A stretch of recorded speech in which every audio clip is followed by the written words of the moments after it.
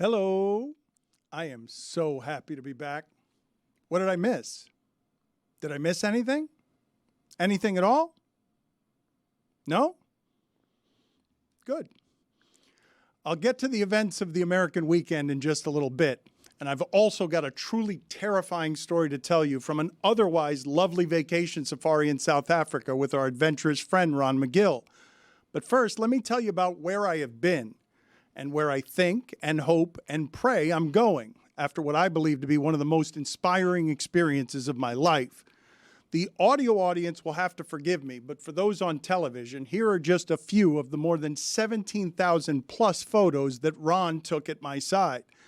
We went with our wives through Botswana and Zimbabwe, and it really was the trip of a lifetime, filled with light and laughter and love, and some of the most breathtaking things I've ever seen or felt. Today has been Greg Cody's Tuesday for many years. It's usually a circus, complete with animals, because in the shadow of those Tuesdays, swinging on a vine around all the proceedings, is this giant of a man, Ron McGill from Zoo Miami, who towers over us in more ways than one. He's the longest standing guest our show has in its history, and its most popular. Absurd as it sounds, I had to fight ESPN executives on nothing more consistently than keeping his non-sports segment on our show, so you can imagine my delight when they eventually started using him on SportsCenter to decide who would win fights in the animal kingdom between sports mascots. For more than 15 years, while becoming one of America's foremost wildlife authorities, Ron has made weekly appearances with us and never been paid a solitary cent. But his is the only charity with which our show has ever aligned consistently because A, he personally bypasses all bureaucracy to get funds directly to people he trusts to care most correctly, and B, he's a man of uncommon moral rectitude. Ron has never had a drink, a cigarette, or so much as a traffic citation. He hasn't taken a sick day from work in more than 30 years. His idea of being reckless and irresponsible is, I'm not making this up, having a Coca-Cola. In these troubling times, I really do wish more people had a fraction of his decency and sense of right. Ron organized this intimate safari for just a few of Zoo Miami's biggest donors. I'm not one of them, but you are. You, $10 and $20 and $100 at a time, represent the single largest contributor to his endowment, which has now ballooned to more than $3 million and represents the greatest professional pride of a distinguished 44-year career nearing retirement.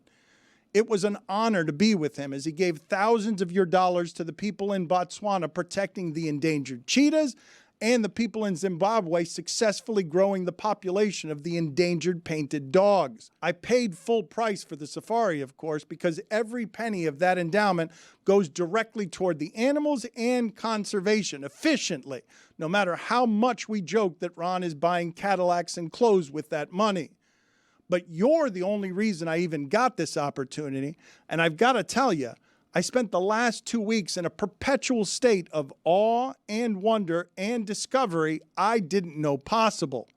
My God, I saw and learned so much.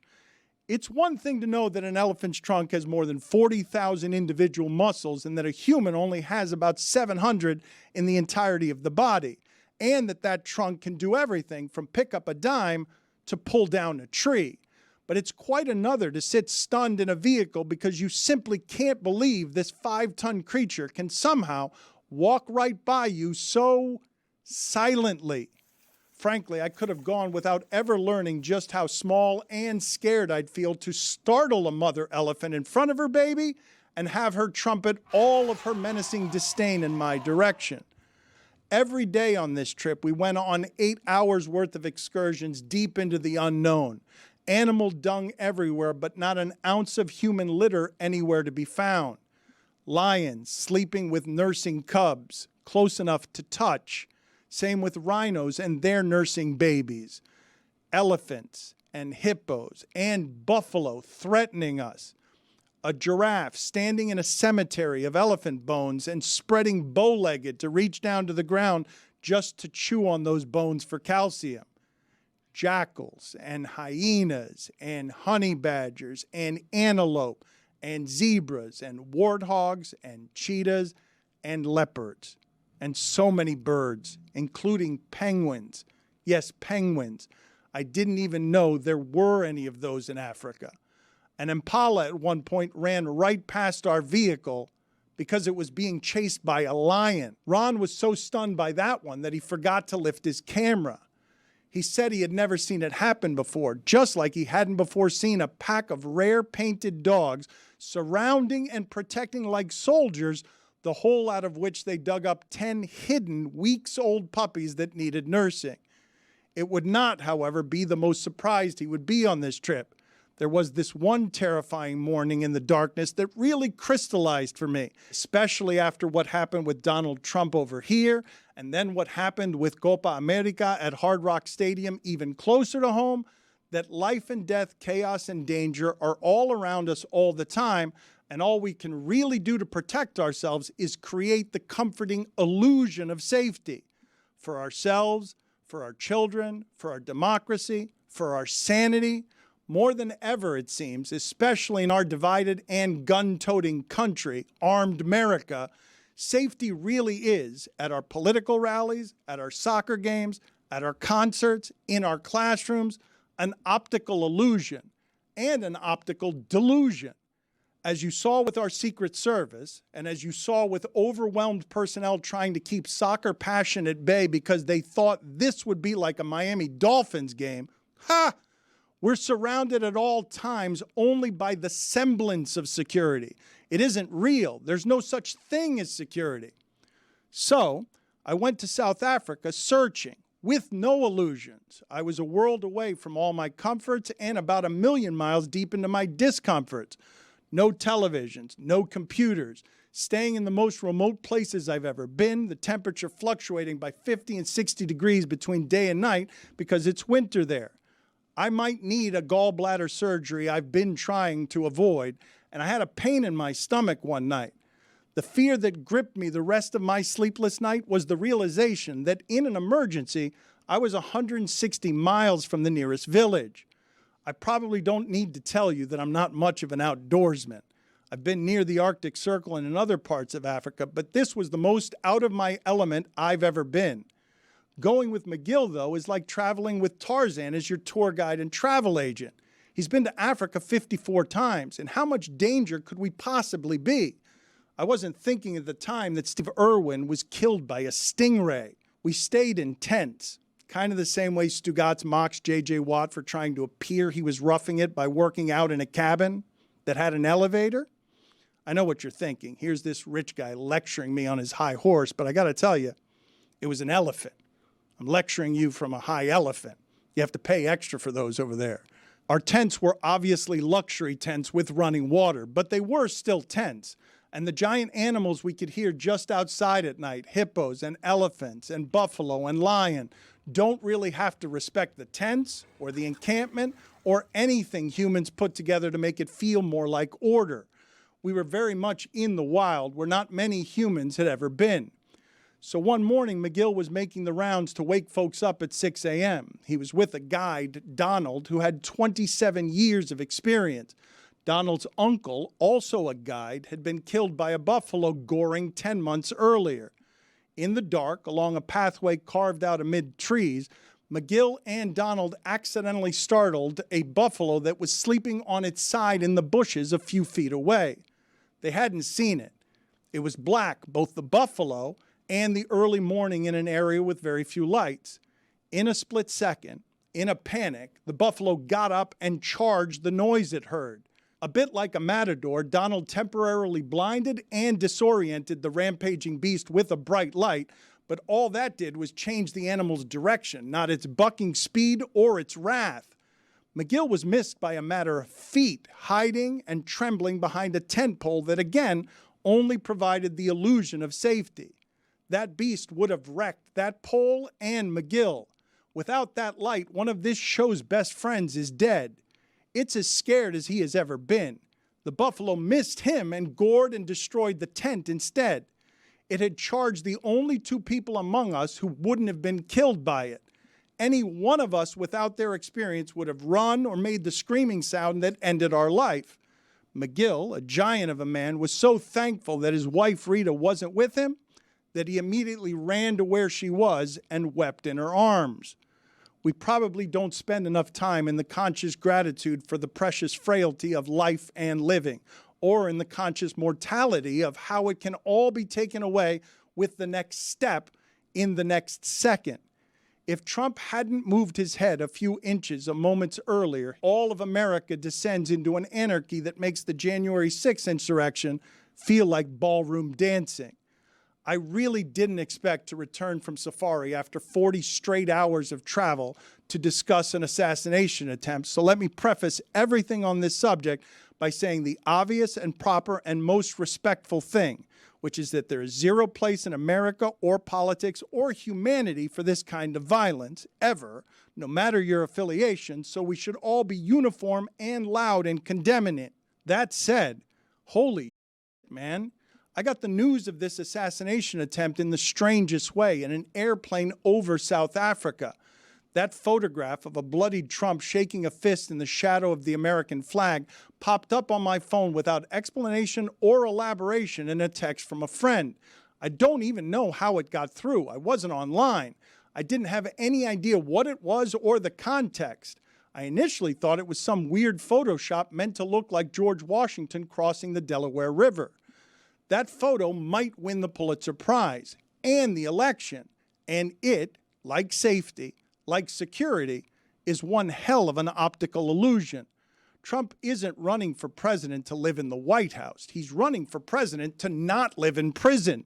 You can't embrace and incite and unleash the crazy in your constituency and expect it to always march trained and neatly in the other direction. You can't be the party of guns and expect that all the bullets will always go in the other direction either. That photograph is badass, no question about that. Probably the most badass photo an American president has ever taken. But it is brazen and craven, too, and not just because of how immediately Trump saw and grabbed it as a political opportunity. It isn't brave to stick your head out when there's an active shooter. It's dangerous. It's stupid. I expect Trump to cheapen that photo by putting it on merch and using it to fundraise before I get to the end of this sentence.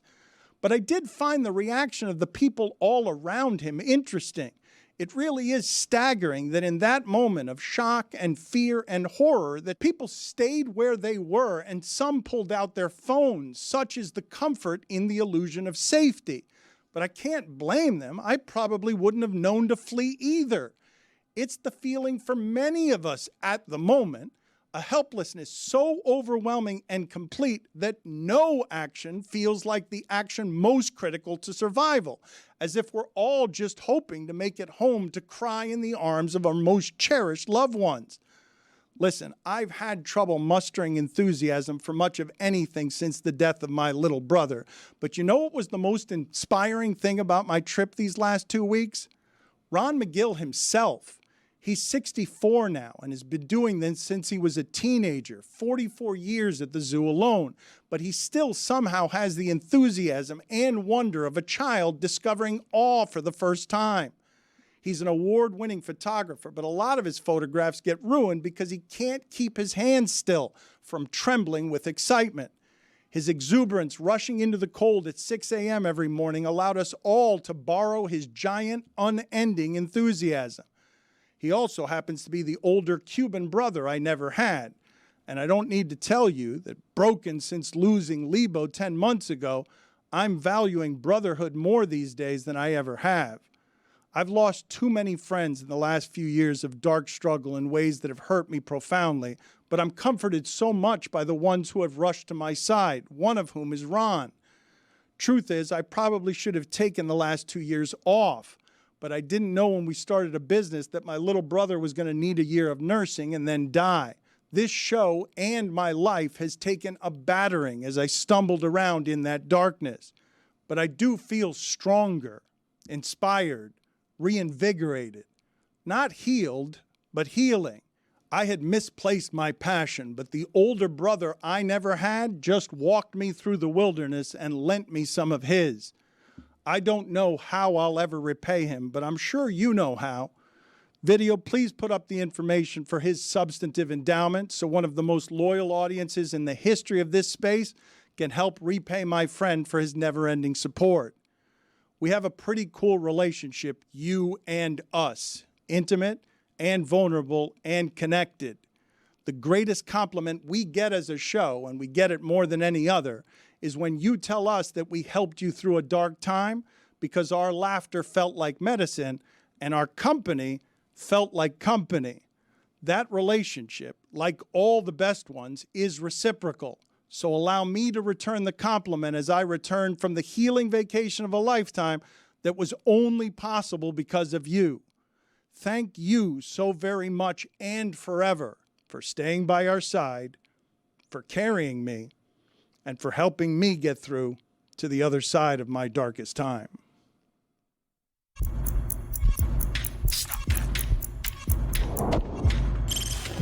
Stop that. Stop that. Stop that. Yeah, I hear him chat to the noise. Move too quick, can't stop for the talking. I hear him chat with the walking. Just too sharp with the prize. White girls let it tell me I'm awesome. Yeah, hot like fire on the pan. If you wanna touch my please use caution. Cold like 0 degrees. I'm out the cage, gotta let out the beast. Revolutionary, gotta let out the streets. Locked in a cage, I'ma let out the sheets. We came for one man, forget my peace. You take the west, I'll take on the east. I'ma put him in the cage, never let out the. Yeah, I hear him chat to the noise. Move too quick, can't stop for the talking. I hear him chat with the boys. Man so tough, but mans keep walking. Yeah, just too sharp with the prize. White girls, let it tell me I'm awesome. Yeah, hot like fire on the pan. If you wanna touch me, please use caution. Stop that. Stop that. Stop that. I don't know about you guys, but I want to hear more about Donald. Yeah. I mean, which one? Yeah, not the Donald I thought we'd be talking about today. Oh. The first note I get is there was also a hippo inside the tent. welcome back. I've missed you guys.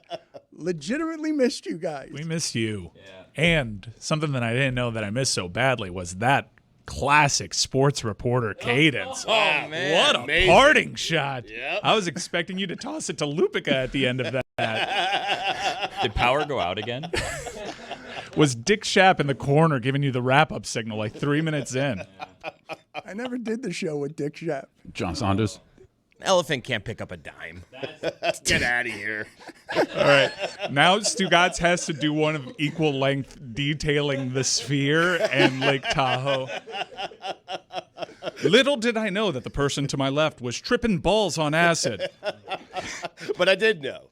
But thanks to Jimmy Roberts, who guided me through Lake Tahoe in the American Century Championship, I found God.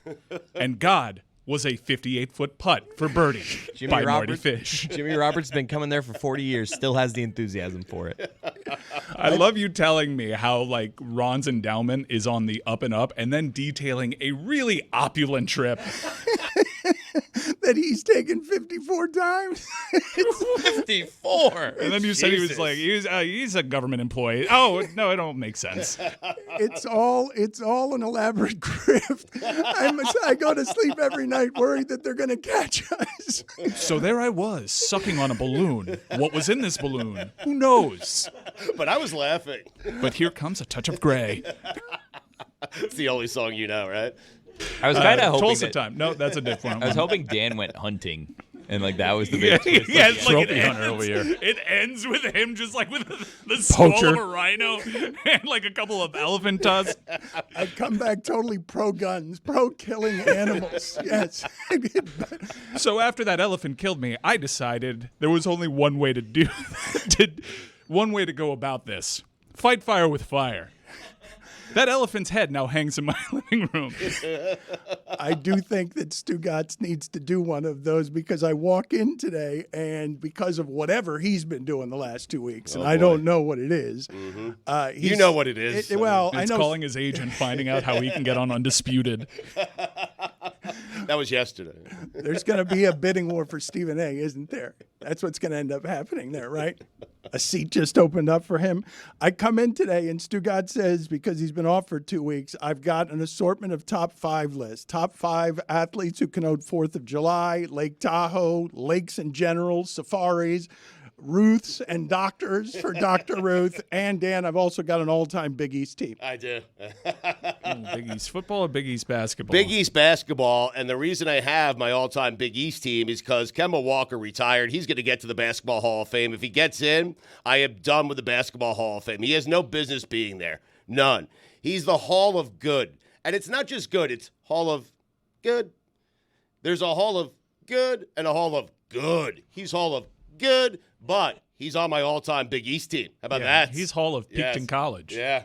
I mean, You have an objection You about want it now? I mean- no, not really. But you have an objection about a number of Hall of Famers, right? You've got Joe Mauer, and Makes You Insane. It reinvigorated the same passion I was just talking about in you when you started ripping Joe Mauer making the Hall of Fame this week. he's a first ballot Hall of Famer. He has no business being a first ballot Hall of Famer. Zero. No business being a first ballot Hall of Famer. But, Mike, I forgot to point this out yesterday. I spent the 2 days at Tahoe avoiding Joe Mauer. Did you guys create content from Tahoe? Or No. did you? No. No. We just went on vacation. I spent much of it trying to avoid Stugotz because he reminded me of something I didn't want to be doing, which was working. So you avoided Joe Mauer, but he's not. Are you as mad at Joe Mauer as you are about Bo Jackson being in the Kansas City Royals Hall of Fame? It's an absolute joke. Bo Jackson is only getting into the Royals Hall of Fame because he's Bo Jackson. It's a Dan. That'd be an weird. absolute joke. No. It'd be weird. It'd be weird if he got in because he was Buddy Biancalana. Like, Dan, you can't be 17th on the all-time Royals home run list and make it to the Royals Hall of Fame when Steve Balboni is not in. I mean, Balboni has to be in. Balboni is not in the Hall of Fame. He has more home runs than Bo Jackson. I'll tell you what Bo was good at. He was good at striking out. He didn't play a lot of games for the Royals, but he is still 11th all-time in strikeouts for the Kansas City Royals. How is that man making a baseball Hall of Fame? He's overrated. He is overrated. OPS is under 750. He is not in the top 10 in homers. He is not in the top 10 in hits, RBIs, or anything. He is top 11 in strikeouts, though. I mean, it's a joke. Seriously. So he's not top 10 in When you think strikeouts. Kansas City Royals, how many names do you go through before you get to Bo Jackson? You think of Steve Balboni, don't you? You think of Saberhagen. You think of Frank White, Willie Wilson, Amos Otis. You think of Balboni. You think of John Wathan. You think of Larry Gura. Dan Crisenberry. Quiz. Uh, I mean, it's absurd. Zach Greinke, Kevin Avery. I just want to Thank you. name some more recent ones, possibly. Mike Sweeney. I mean, Hosmer.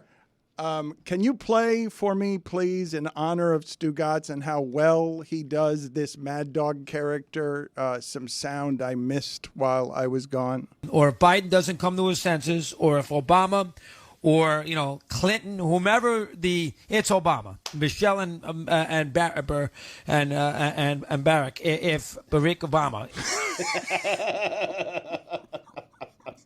I'd love for politics to not matter that much to me. I mean, Danny Tartable. Legend. David DeJesus. Oh, now we're Are we talking. doing this? Are we just doing Royals? Yeah. Are we doing it? No, Kevin Appier? No, we're not. Come Wait on. a minute, I already did AP. Mike Oh, you did? McFarland. I'm sorry. McFarland. Barack Obama. I want you to do the whole thing again. I want you to play the whole thing again so you can hear him stumble through the end of this. Or if Biden doesn't come to his senses, or if Obama, or Clinton, whomever it's Obama, Michelle and Barack, if Barack Obama. Matt Stairs. Joe Randa. Oh! Matt Stairs was a Royal? He played for everybody. I don't remember him as a Royal. Oh, man, DH for hire. Yeah, he was. Mercenary. He did play for everyone, though. I'm with you. I was just guessing. Yeah. You guys went to Tahoe just for fun? Yeah, well, Stugotz is definitely expensing it. Like, you talk to Jason Kelce on a voice note for 7 seconds, and that's getting on, like, God bless football. Yeah, I went there for fun. I paid for it. I had a great time. I love that place. I do. I love that tournament. I love that entire place. I love everything about it. And I told Mike yesterday, and I told the crew yesterday, Jason Kelce, he doesn't own that tournament yet because it's still Travis's and Patrick Mahomes. But within 2 years, Jason Kelce is going to own that tournament. In fact, I'm convinced after spending time with Jason Kelce, he's going to own everything. He is a rock star, that guy. There were thousands of people following him around the golf course in which Aaron Rodgers was playing on. No one following Aaron, just Jason Kelce. Crazy. I found myself feeling bad for both Kelces. Because the way they have to react anytime there's a Taylor Swift song played, it's crazy. Like, I saw 3 different times over the weekend where Travis, they're playing a Taylor song. He has to sing all the words and do the finger pointing and the dancing. Let there be one video on the internet of him seeming annoyed by a Taylor song, and that'll be it. Mm-hmm. Their comfort with fame is almost envious to watch how easily they slip it on without fear and with monster charisma and confidence in themselves. It's an unusual thing. Well, the Taylor Swift economy has been very good for the Kelce family. Oh, but business. well, wait a minute. Yes, of course, but they had tons of personality beforehand. Yeah, but they don't overnight become the #1 podcast in America. They might over time, but Mike, that podcast- instant sensation, microwave, #1 smash hit. The Taylor Swift thing just totally exponentially grew their celebrity. Oh, it definitely helped. There's no question about it. How could it not? But what Dan is saying is that podcast was already on the right track before he met no, Taylor. That's not what they were saying. That's what I was saying. Like, I agree, but like it just fast-tracked everything for them. Jason Kelce and Travis Kelce were the most famous people at a golf tournament that usually, like, they might have had a bigger gallery if Steph and Justin Timberlake were there like they were in years prior. Like, much dwarfed the size of Aaron Rodgers' gallery, like you were saying. There were, like, 4 starting active quarterbacks in there, and the retired former center for the Philadelphia Eagles had a much larger gallery. That tournament broke attendance records without having Patrick Mahomes and Steph Curry there. Jason Kelce was the substitute. I mean, he was the new guy in the tournament this year. What I'm telling you guys, or what I was trying to say, is that they were ready for it. It's the surprising part to me that a center for the Philadelphia Eagles can be so comfortable in his hairy, heavy body that he would step immediately into that and still be himself publicly in a way that's authentic and doesn't have the veneer and the crud that so much celebrity has. And not jaded by it, because like Taylor Swift's celebrity is unlike anything really on the planet right now. Travis has always kind of wanted to cross over as a celebrity. He's always been kind of looking for it. He's always been super affable. And throughout all of this, being put on that fast track, getting chewed up by this fame monster that surrounds that pop stardom, he's still really authentic. He's still very much the same guy as it would appear. He still carries himself a similar way than he did like prior to all of this. At least from our experience in Lake Tahoe, he's very much the same dude. What I found truly amazing was the second Travis got there, because he's the bigger star of the two. So Travis got there a couple of days after Jason. Jason was holding court, holding it down until Travis got there. The second Travis got there, the relief for Jason Kelce, who, because all the credit, they had to have security detail just to get Kelce to the putting green. And Jason Kelce finally got a moment to relax because the crowd was off of him and they were all over Travis Kelce. It's crazy. That's when you struck. Yes, I did. That's right on the driving range. Yes, yeah, unsuspecting Jason Kelce. A little picture. I realize now why Stu and myself, like we go to Lake Tahoe the way that Ron McGill goes to Africa. Like, there is just such healing in the lake for us. So you took a picture here that you were showing me because you're proud of it, or you just little selfie. Yeah, you definitely got to do a monologue in which behind you is B-roll of photos of Jason Kelce and Jack Wagner. Dan, I'm sorry. I apologize for repeating myself, but I told this yesterday. Jason Kelce, the reason I took that picture is Jason Kelce, after a practice round, is perched on like some sort of rock. And there are thousands of people around. And he is signing autographs, shaking hands, kissing babies. And I went up to him right in the middle of the pack. And I said, hey, you need to learn a word, mix it into your vocabulary. No. And he laughed, and, we had a chummy moment, and he pushed me a little bit. And then a half hour later, I asked him to come on the show. And he said yes. And listen, I told you to say no. And he said, I'm not saying no to you. And so then I asked him to come on the next day. I did. And he was willing to do it with Travis. But I let him off the hook because I want him to focus on his golf. So he signed my hat, took a picture. He's coming on God Bless Football Why this do week. you act like that around people? Like I don't always know. ask for a I have a picture, an problem. autograph. I don't know. Like treat people like people. Hal Morris. Good point. Ooh. Put it on the poll, please, Juju, at Le Batard Show. Do humans just exist for Stugotz to request things from them? Warren Cromartie. Who else did you get autographs from? Well, that's a good question. I had some hats out there. Charles Woodson signed a hat. I ruined that hat by asking Derek Carr to sign it right after. Are people still doing autographs? I thought the selfie had replaced the autograph. I didn't even think. People go there, and that's the opportunity because everyone's super nice with their time. They had to institute a rule at the American Century Championship this year because Stugotz tried to walk in wearing 6 hats. They said you could only wear 1 hat, 1 jersey, because people would go there and wear like 9 layers of jerseys. Yes. And just camp out at a hole. Billy, I got an autographed hat by A-Rod. How about that? But the thing is like I saw this at Super Bowl. You just have them autograph your dirty hat. And then you're like, you know how much this is worth? It's like nothing. It's filled with your sweat, and you don't even remember who the people that signed them are. You just ask them to get the it's like you do it for the rush of it, I think. Course. And then once you do it, you don't even remember who you've asked. It started with Michael Penix. They were promoting Sharpie at the Super Bowl. That I think made it was Roma sense, Tuesday. Right, I had sort to of, sign the hat. because they were to promoting see if the Sharpie's Sharpie. working. That's Yeah. how we do it on Radio Row. I mean, But then you ask Little Dicky to sign your hat for no reason. Who's Man, that dirty Exactly. that dirty Travis Matthews hat signed by Charles Woodson and Derek Carr. You could get a lot for that on the internet. never wore it. I mean, it was a new hat. I bought it just for the occasion to get an autograph. I have to imagine Ricky Batalico. Whoa. that a lot of people listening to this have in their garage or in a drawer somewhere that autograph they asked for and never looked at again. I don't know where. Going through Stugotz's stuff, I would assume, would produce an assortment of worthless crud that is just a memory that he doesn't care about anymore of him requesting something from someone else, which isn't a special moment. It's a way of life for him. I got to tell you, though, it did feel good. Mike was out there for his anniversary. I was trying to work, but I wasn't. I was saying to myself, if I could just speak one word into a microphone, I could expense this entire vacation. You were trying. But we couldn't figure it out. But I got to tell you, it did feel good outside of that picture with Kelce and the autograph, not asking those guys for anything. Yeah. And just hanging out with them. A welcome vacation from you always hustling is you realizing I don't have the means to actually hustle here. Correct. I have no microphone to walk you over to. I Yeah. can't speak to you, so I just hung out with them. Technically inept. Built I am up nothing. equity, right. And I'm 3 hours behind. Fuentes won't come in at 11 p.m. Eastern. There's always a lonely guy in Lake Tahoe, Dan. Usually it's Brian Kelly. This year it was me.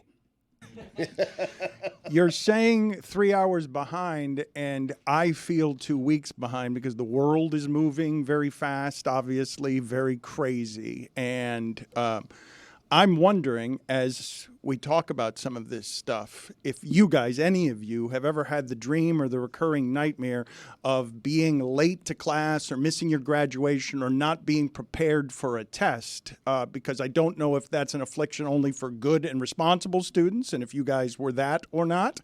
And I feel like that today because I don't know what you've talked about. I've been off of the grid, so I don't know a lot of stuff that's happened over the last 2 weeks. I tried to cram some last night, but it seems like a ton of things have happened in the last 2 weeks. Well, you can breathe a deep sigh of relief because we had Wimbledon covered. Oh, yeah.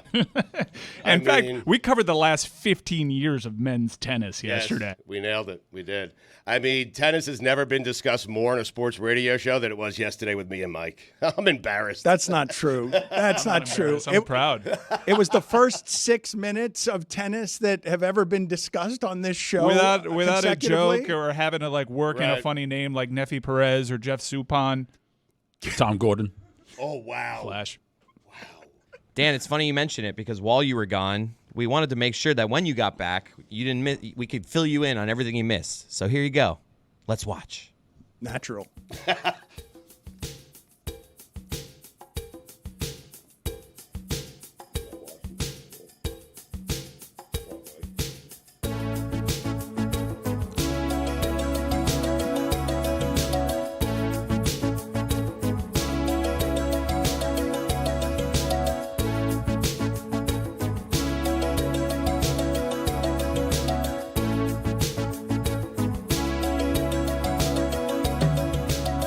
I hear the drums echoing tonight, but she hears only whispers of some quiet conversation. She's coming in 12:30 flight. The moonlit wings reflect the stars that guide me towards salvation. I stopped an old man along the way, hoping to find some old forgotten words or ancient melodies. He turned to me as if to say, "Hurry boy, it's waiting there for you." It's gonna take a lot to drag me away from you. There's nothing that 100 men or more could ever do. I bless the rains down in Africa. Gonna take some time to do the things we never had.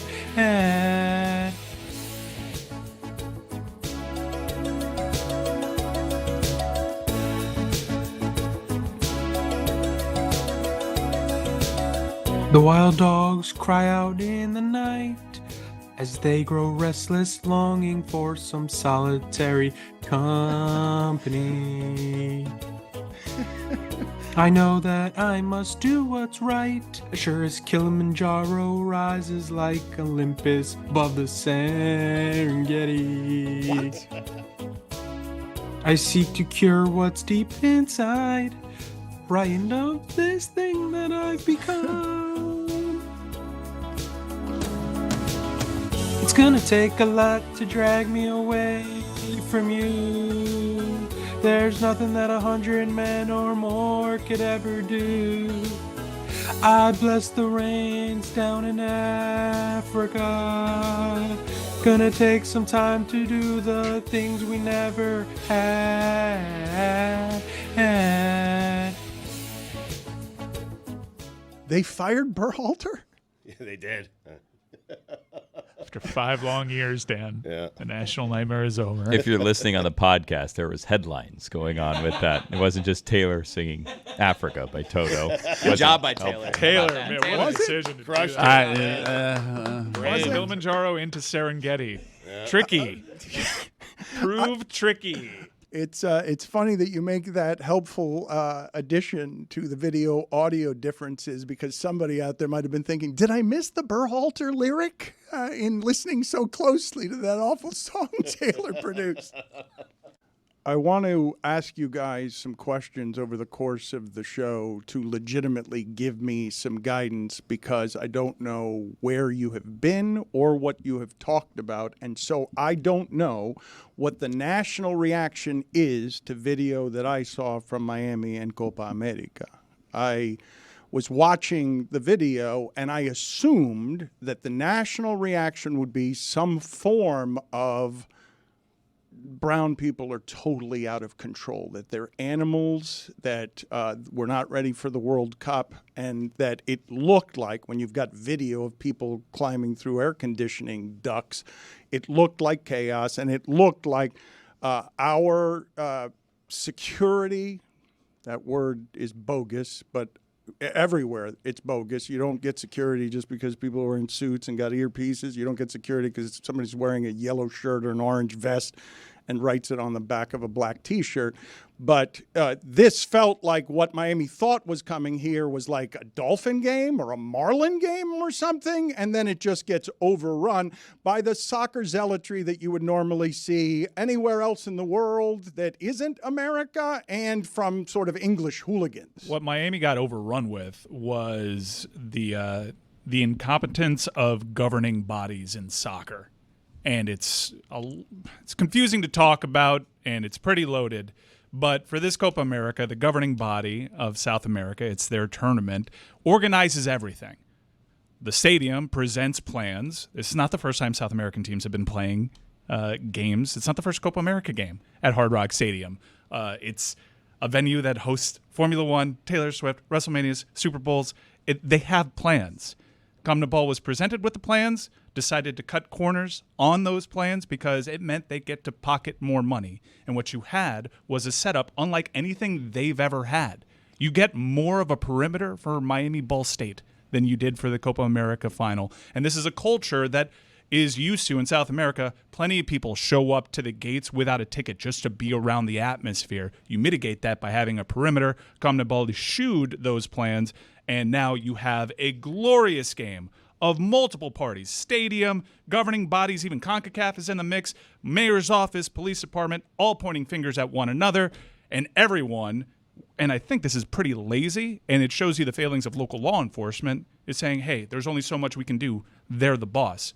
There's certain concessions that you have to make to acquire a cup final, and hopefully they realize they can never do that again with CONMEBOL. You, I assume, are coming from a perspective that is protecting people here, Miami, from looking like total lunacy. Yeah, and protecting Latin Americans, Miamians, because that was a really bad look. And I'm not going to excuse the behavior, Dan, because there were some bad apples there, but it was a byproduct of really poor crowd control. That was not Miami. That was not Hard Rock Stadium. That was not even First World. My question to the group is, okay, because I know that you're coming from a perspective that is both informed and emotionally biased, because when I saw that video, as someone who cares about Miami, who cares about the minorities in Miami, because I don't believe, from what it is that I've heard the scene was here outside of that video, that you will find more of Argentina and Colombia shirts, jerseys, on Sunday patrolling our streets in a way that separates Dade from Broward very much. It separates what Panthers hockey fandom is from what Wayne Huizenga built in Fort Lauderdale, because he didn't like how brown Miami was. Yeah, so you can't, Dan, I know where you're going with this, and it is a part of the conversation, but I'm not here, like, people are having a go at the spectators, rightfully so, I think. But 3 years ago or so at Wembley Stadium during the Euro final, there were very similar scenes. Taylor Twellman can detail for you how he was calling a match and people were next to him in the press box, and he felt it was very dangerous. Mike, I don't think you know where I'm going, because I'm coming at this from ignorance. I have no idea what the reaction actually was, but because I'm absorbing everything that's happening around an assassination attempt and everything around a party that is making choices to really bury others, okay? I'm asking how this is being received, because I, as a Cuban person, looked at it and said, this is going to be viewed as animals. This is why we build a wall. This is why we talk about Mexico building a wall, because this is why the other side is armed. They're fearing some of what feels like, when it's reported, they fear something that looks out of control and overrun by people who aren't behaving the way they would. Soccer's dead. No one cared, Dan. You can rest assured that the reaction isn't what you're fearing. Yeah. It's not that. I think mostly, thankfully, not many people got hurt. It seems as though very serious. Messi got hurt in a game. Yeah, That's one of the more serious injuries associated. MLS season's a joke to everybody, him included, apparently. Non-contact. But there is a lot of funny in this. The president of the Colombian Federation got arrested. There was a lot of memes that were born of it. Look, that someone's going to have to pay for the destruction of that 72 club. But I think generally what you're fearing in terms of reaction, I think people realize that there were bigger fish to fry this week, and that's not really a part of the talking So it's just making points. fun of Miami for being Miami, right? Yeah, and it's a complicated thing. Like, how did the guy think he was going to get into the stadium with that dog? I mean, he did. He did. So that dog was not wearing a service dog vest. That dog did not have a ticket. He showed you. No one had a ticket, apparently. I do think that some of the laughter that comes Miami's way is earned, because I will tell you that the Zimbabwe airport bathrooms much better than everything at Miami International Airport. Like, while you were gone, did you see that it was just like MIA was just leaking green ooze? Like from the ceiling. And I don't think anyone ever explained that. We just kind of moved on. The next day, some other story came up. But like, it was raining inside and it was green antifreeze looking like it looked like a Nickelodeon Kids weird, Choice Award. yeah. It was odd. Yeah. And then it just took over like a whole like section of the airport, like where there should be people sitting, and then there's just, as far as I know, never an explanation as to what that was. Are you saying their airports and their bathrooms in their airports are nicer than ours, than Miami? It's the nicest thing in the Miami airport? Because you've never been to the Nathans at Miami Airport. It's the nicest Nathans I've ever been to. Stugotz. I'm telling you. Stugotz, that's one of the most... And the sushi place is fantastic. Stugotz, that's one of the most disgusting things you have ever said. What? The Miami International Airport is a total dump. I don't think so. There's some good parts, but there's 2 terrifying words. Gate H. Yeah, but Concourse B, Nathan's, I'm telling you, it's fantastic. It's the nicest Nathan's I've ever been to. It is. That might say more about Nathan. It's not saying very much. It's really not. The man lives in Jupiter. You think he's actually going down to MIA? I No, he's love flying out of MIA. West Palm. Get out of here. Duval County Airport. Sentences I didn't think I'd hear today. It's the nicest. You got to find a flight. I'm telling you. When you travel as much as I do, you just go anywhere. Get Why on a not have plane. Orlando? Let's address this for a moment because Go I want check out the Nathans. I I know mean- the Stugotz. It's not. That's not even Underrated fries. I too. have. and You know they what? Let's are. send someone there. It's not that nice. That's a good Concourse idea, B? Chris. That's a good idea. Well, no, No, because you you have to gotta buy go someone a through plane security. ticket. You gotta go Isn't it through on the- TSA. I think you can with Is an it ID. on the I other think side you can of walk through security? Is security it on with the an other ID. side of security? No. Is it- No, you Listen, can't. At there's- some airports you can. There are multiple 2000 Nathans maybe. in MIA. Concourse A has one, C has one, but the nice one is Concourse B. I'm just telling you. You guys think we can get somebody into the airport sneaking in to check out to do a Nathan's review? It's on the opposite side of the security check-in. No. Sneak in. No, sneak in. Like use Given the clear. what we've seen of security, both locally Right, and that's nationally, correct. Just stroll right in. That's that correct. seems actually like it's pretty easy by comparison. What is that green ooze? Explain to me what the green ooze Antifreeze? I don't is- think anyone ever answered what it was. It just, look, there it is. Oh, yeah. Yeah, just there. Wow. I went to the Museum of Slime in Chicago a couple weeks ago. That didn't even look like that. No. I can't believe what I would run away Stugotz from is that. saying. Yeah, I mean, how could you not? Of course you would run. you That's would run not away from doctored. that. That's the actual color. No, yes, Yes. it was raining down in the other video. Yeah, that was just there. No one really explained what it was. Stugotz, what's the earliest that you've had a hot dog at Nathan's in an airport? Oh, wow. Concourse B or just anywhere? Airport rules don't apply. Like, as soon as you step into the airport, time ceases to exist. You can eat whatever, whenever. I right? would say, or drink whatever, whenever. I live behind that rule for sure. I've had a hot dog in the 10 o'clock hour in the morning. That's about the earliest I've had a hot dog. Put it on the poll, please. What is the earliest acceptable time to have a hot dog? Or is it acceptable, I guess, to have a hot dog for breakfast? So how would the question be posed, though, the way that you posed it, Billy, as a poll question? Time ceases to exist? Yeah, time doesn't matter when you're in an airport. As soon as you walk in, time ceases to exist. You can eat and drink whatever you want at any point in time. All right, make that a poll question as well, just like that. Unless you're in Reno, in which everyone leaves at 6 p.m. and you're left to your own devices. How can Stugotz be arguing, okay, that the Nathans at Miami International Airport... Beautiful. I want to examine this from a couple of angles because Ooh, Brent Maine. What? it's Tom Goodwin. I think someone got him already. No, nobody said Gordon. Tom Goodwin. He said no. Tom Gordon. I said Tom Gordon. Yeah, it's fine. He's on the TGs of baseball Yes. reference, clearly. Yeah. Why did you say Tom Gordon? Flash. Yeah, But was he a Royal? Yeah, he's a Royal. He was. Started his career with the Royals. of course he was. I think I You may know that? I don't think of him as a Royal. You think it was a Red Sox? I do. It's Stephen King's favorite. Ah. Didn't he write a book about him? What were you saying, Chris? I'm saying that I think I found this Nathan's in the Miami International Airport. This is a nice Nathan's. Thank you. It is really nice. Good. Thank you. There it is. Oh, that's a good spot. It's beautiful. Look at it, Dan. But it's just such a backhanded compliment. My point is, I've never thought in any form that Nathan's, that it tastes good, looks good, feels good. It's depression in a hot dog bun.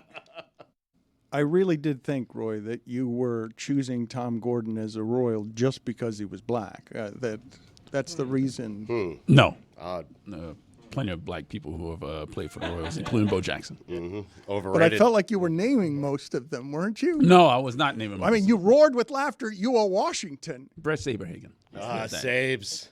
Mark But Gubicza. I thought we have him I said already. Quisenberry, Dan. Okay, I'm Quiz. sorry. That's my bias. I'm sorry. That's All my right. racial bias. I missed it. I just assumed that that's what you were doing. I thought it was funny. Given all the Stephen Thank you. King projects that get greenlit, how bad must this book about Tom Gordon be if we haven't seen it yet? Pablo, I'm reading I'm in the middle of Stephen King's book on writing right now. I'm in the middle of it. It's fascinating. Book on writing? Yes, it's a book on writing by Is there a Stephen King. podcast on podcasting? Well, apparently Stephen King has a very easy time writing. He just sits down and gets things done very quickly. It's unusual. The back half is better than the first half. I won't spoil it for you. Pablo, I tried to get caught up. I'm woefully behind right now. I've been off the grid, and I saw some of the episode descriptions from last week while you were in charge down here. I was very pleased to see that you and Dom and Samson and Amin helped us out Yes. while I was away and not aware. And I'm reading the episode descriptions. Dan Le Batard wears fake glasses. The lazy river of milk. I think there shouldn't be a mental health month anymore. Mr. Thighs, open thigh shorts. Pablo was attacked by nerds. And Chris Cody's top 5 things he wrote down during our interview with a sex therapist. And I really don't know what any of this is about. It sounds like great work, though. I mean, Yeah, we did you proud, Dan. David Sampson said that we shouldn't have a mental health month anymore. He said that we shouldn't have a Black History Month anymore. Yeah. What? And he had the most sort of inspired. What? David Sampson, that's what he said. Billy can verify It's a that. fact, Chris Cody Jack. can verify that.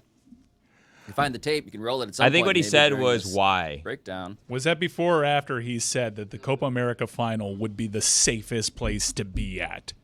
He also predicted that security would be the big theme of the Copa America when it came to Miami. So he was nailing it on all fronts, and he was, I think, the most popular David Sampson has ever been. You guys can back me up on that, but I think we rehabilitated David Sampson for a larger audience, despite what those headlines that Dan just read from the feed might suggest. Mike, it's odd. The safest place in America over the weekend was Lake Tahoe. That's where all the security was with Travis Kelce. And Jimmy Roberts. Did you guys just mention all those things about David Sampson and not mention that people are accusing him of killing Dr. Ruth? Oh, yeah, we did. Well, he did. He did kill Dr. Ruth, allegedly, over the weekend. We had the sex therapist on who was fantastic. Fantastic. And her name escapes me. One of you guys can jump in. April Lampert, maybe? Something like that. She was terrific. And David's only really question of urgency was her mentor Dr. Ruth? And she immediately said, no, nothing in anything that I've done, the research you have would suggest that. And that weekend, Dr. Ruth died. So shout out to David Sampson for, killing the foremost sex therapist in American history. Formerly. Black History Month. Why is that? Yep, told you. You think you rehabilitated him? It worked. Dominique and David Sampson at one point, Dan, you will appreciate this, having been on safari while it happened. David Sampson jumped into Dominique's arms like a koala bear after executing It's weird. a dap that yeah. began with a Euro step. That he called a dib. Which is, again, video worth revisiting. He called it a dib later. So we're still working on some stuff. But I believe that David Sampson has reached across an aisle. And despite canceling Black History Month again, which is what that sound indicated, he did become friends with Dominique, which was shocking. Like, they're really good friends now, which none of us really anticipated, given the aforementioned details we've also presented here. I think that there shouldn't be a mental health month anymore. Yep. David has some human tendencies we found last week. You're not playing Yes. any of them for me. They were there, though. They were really there. Here it is. Look. This That's his is dib. David Sampson Euro stepping.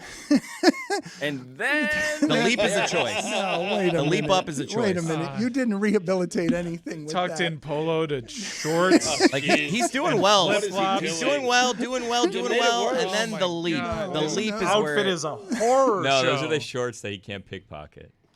Yeah, the pickpocket-proof shorts. But he tucked in the polo. Look at the again though The Euro the step. Manu Like he's playing at Ginobili Valhalla? into And and Dominique just like carrying with walks one arm him at over one to the point. seat. Yeah. I think Yeah. there's a real yeah. message of hope in there, not just for our show, but for America. If those two people can become friends, we all can. They might love each other now. And by the way, that video, that whole experiment was inspired by the fact that we found the one thing Joe Biden is still awesome at, which is dap. Found a video of him dapping someone up at a Waffle House. And so we just tried to recreate this in an inspiration to the Democratic Party and to democracy in general. All right. And I think we healed America in the process, actually. And then the weekend happened. Yeah, and then there's that. So Yeah, I want, and then that happened. I So want to that, talk to you know. Pablo about that for a Peaks and second, valleys. because we now have a situation where you have, unbelievably, in an election year that's headed straight toward us only having bad choices, only bad choices.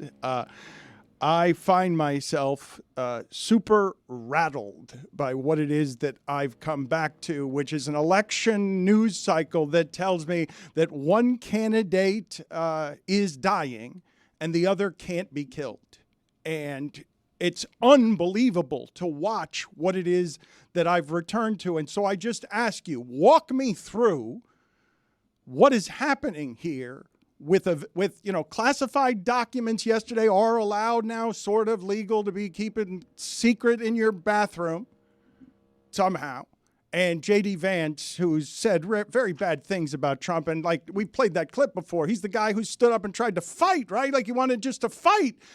This is now carbon copy, white copy paper, we're guns, and it's going to be an all-out war from within. Yeah, there's a lot of this talk about, like, look at the photo of Trump. We're going to teach this in history books to children. And assuming the photo has a caption and a page with text on it, I think it's worth considering what that page will say. And as much as it's impressive that, and fortunate, truly fortunate, that Donald Trump is alive today, I also want to point out that Donald Trump might be the only candidate that Joe Biden conceivably could defeat, because Joe Biden is too old to be a viable presidential candidate and would lose to pretty much everyone other than a guy who, if we did not have goldfish level memory, would not be a reasonable person to reelect. And so all of that is obvious. All of that brings me to J.D. Vance. And the J.D. Vance part of it, Dan, I have a little bit of insight into, because before I said that if I wanted anybody to run for president in America, it would be Dominique Foxworth, the aforementioned koala holding bridge builder from the clip you saw before. And it's because people like Dominique are the opposite of people like J.D. Vance.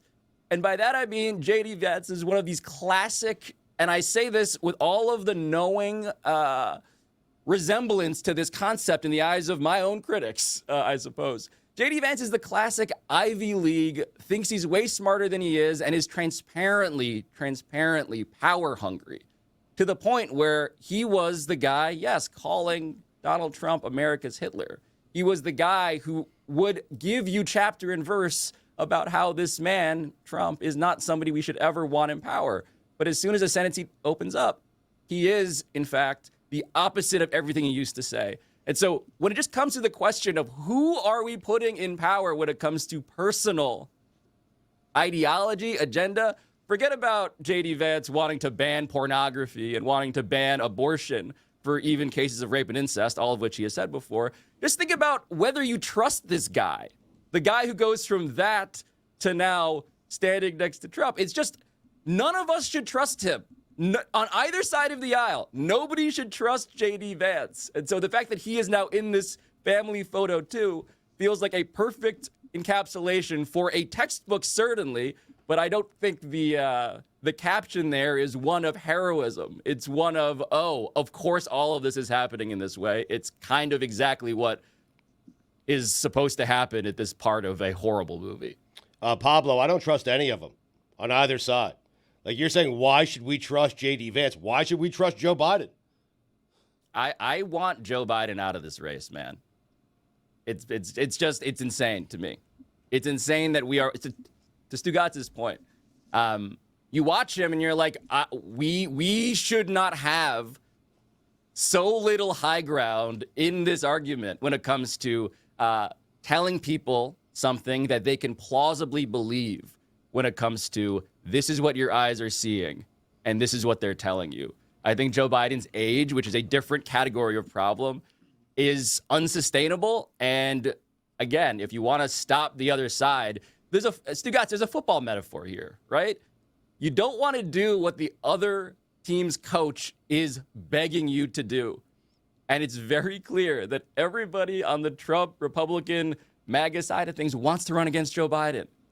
And Trump is the only person Joe Biden could beat, except, again, I just don't think it's plausible anymore given how bad his performances have been and how obvious and undeniable all of it feels now. So, yeah, I don't blame you, and that is a problem, a fundamental problem for how much of a layup otherwise this election should be on the actual substance of anything. You nailed it. Any given Sunday. By the way, yeah, Dan, can I just propose one thing as a question that I wanted to have the answer to? Are your glasses fake? No. Why? I mean, why would they be fake? I've got problems reading. Last week, we all wore your glasses, and the ones under your desk, and there was clearly no prescription there. No, And are you talking about now any all of the us- ones that were in the cases? Because there was one around here, like a plastic one around here, that was like some fake glasses of Stugotz's. Did you try the one in the cases? Like, why would my glasses be fake? Like I'm Bryant Gumbel trying to fool people into intellect?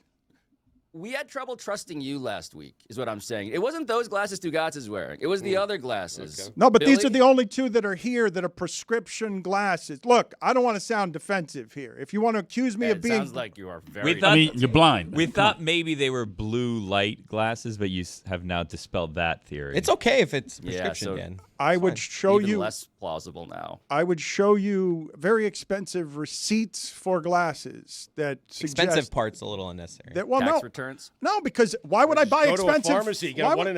I mean, Why would I buy expensive fake glasses? That's what we're asking. Yep.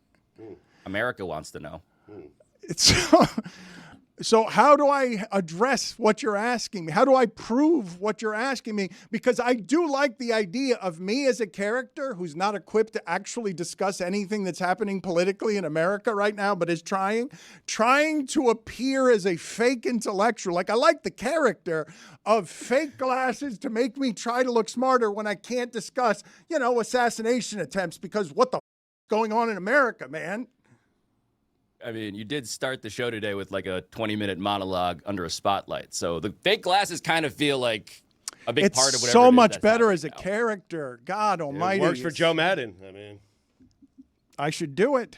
I don't know how to defend myself against you without sounding defensive, but these are glass. Like I have trouble we reading. Looked through the lenses, and there were no prescription. Everybody who was in the container last week, we all took turns, and all of us could detect no difference Is in this maybe prescription. a So I placebo don't know thing? What's happening? Like maybe a placebo So thing? maybe am I wrong? Maybe my eyes are lying to me, literally. Like Someone's lying to you. like they or my doctors. Not me this Man, time, So I we mean. can't trust anybody, is what you guys are saying. It's not just Vance and Trump. We can't trust anybody. Not my doctors. Not what I'm telling you. It's all AI. It's all misinformation. It's hell. You can't tell me the last 3 days, Pablo, with Daily Show and MSNBC like having to cancel stuff. You cannot tell me that the media is not running scared from the fact that Dana White's on Pat McAfee and they're all saying, yeah, Trump, Trump, Trump.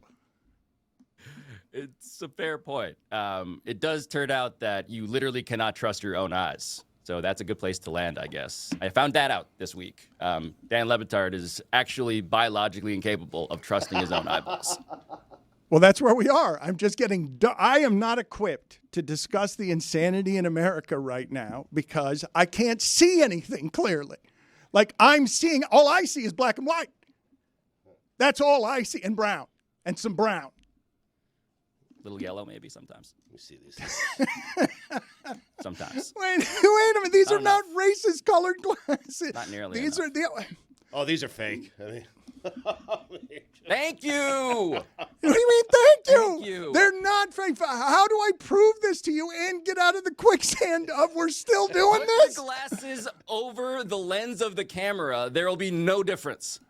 No difference. All right. Let America see through your eyes. How are those on you, by the way? People are wondering. CVS. People are wondering. Hey, $8.50. Mother goose ass glasses. Yeah, you look like That's Mrs. right Claus. It's the other ones, Chris.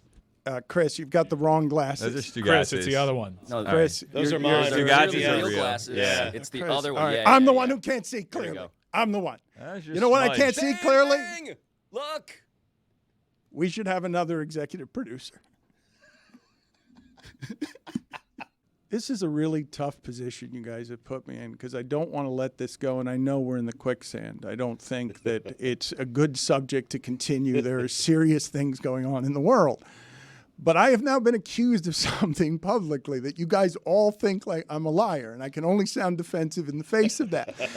And I'm trying to defend myself because it's only the God's honest truth that I have trouble seeing.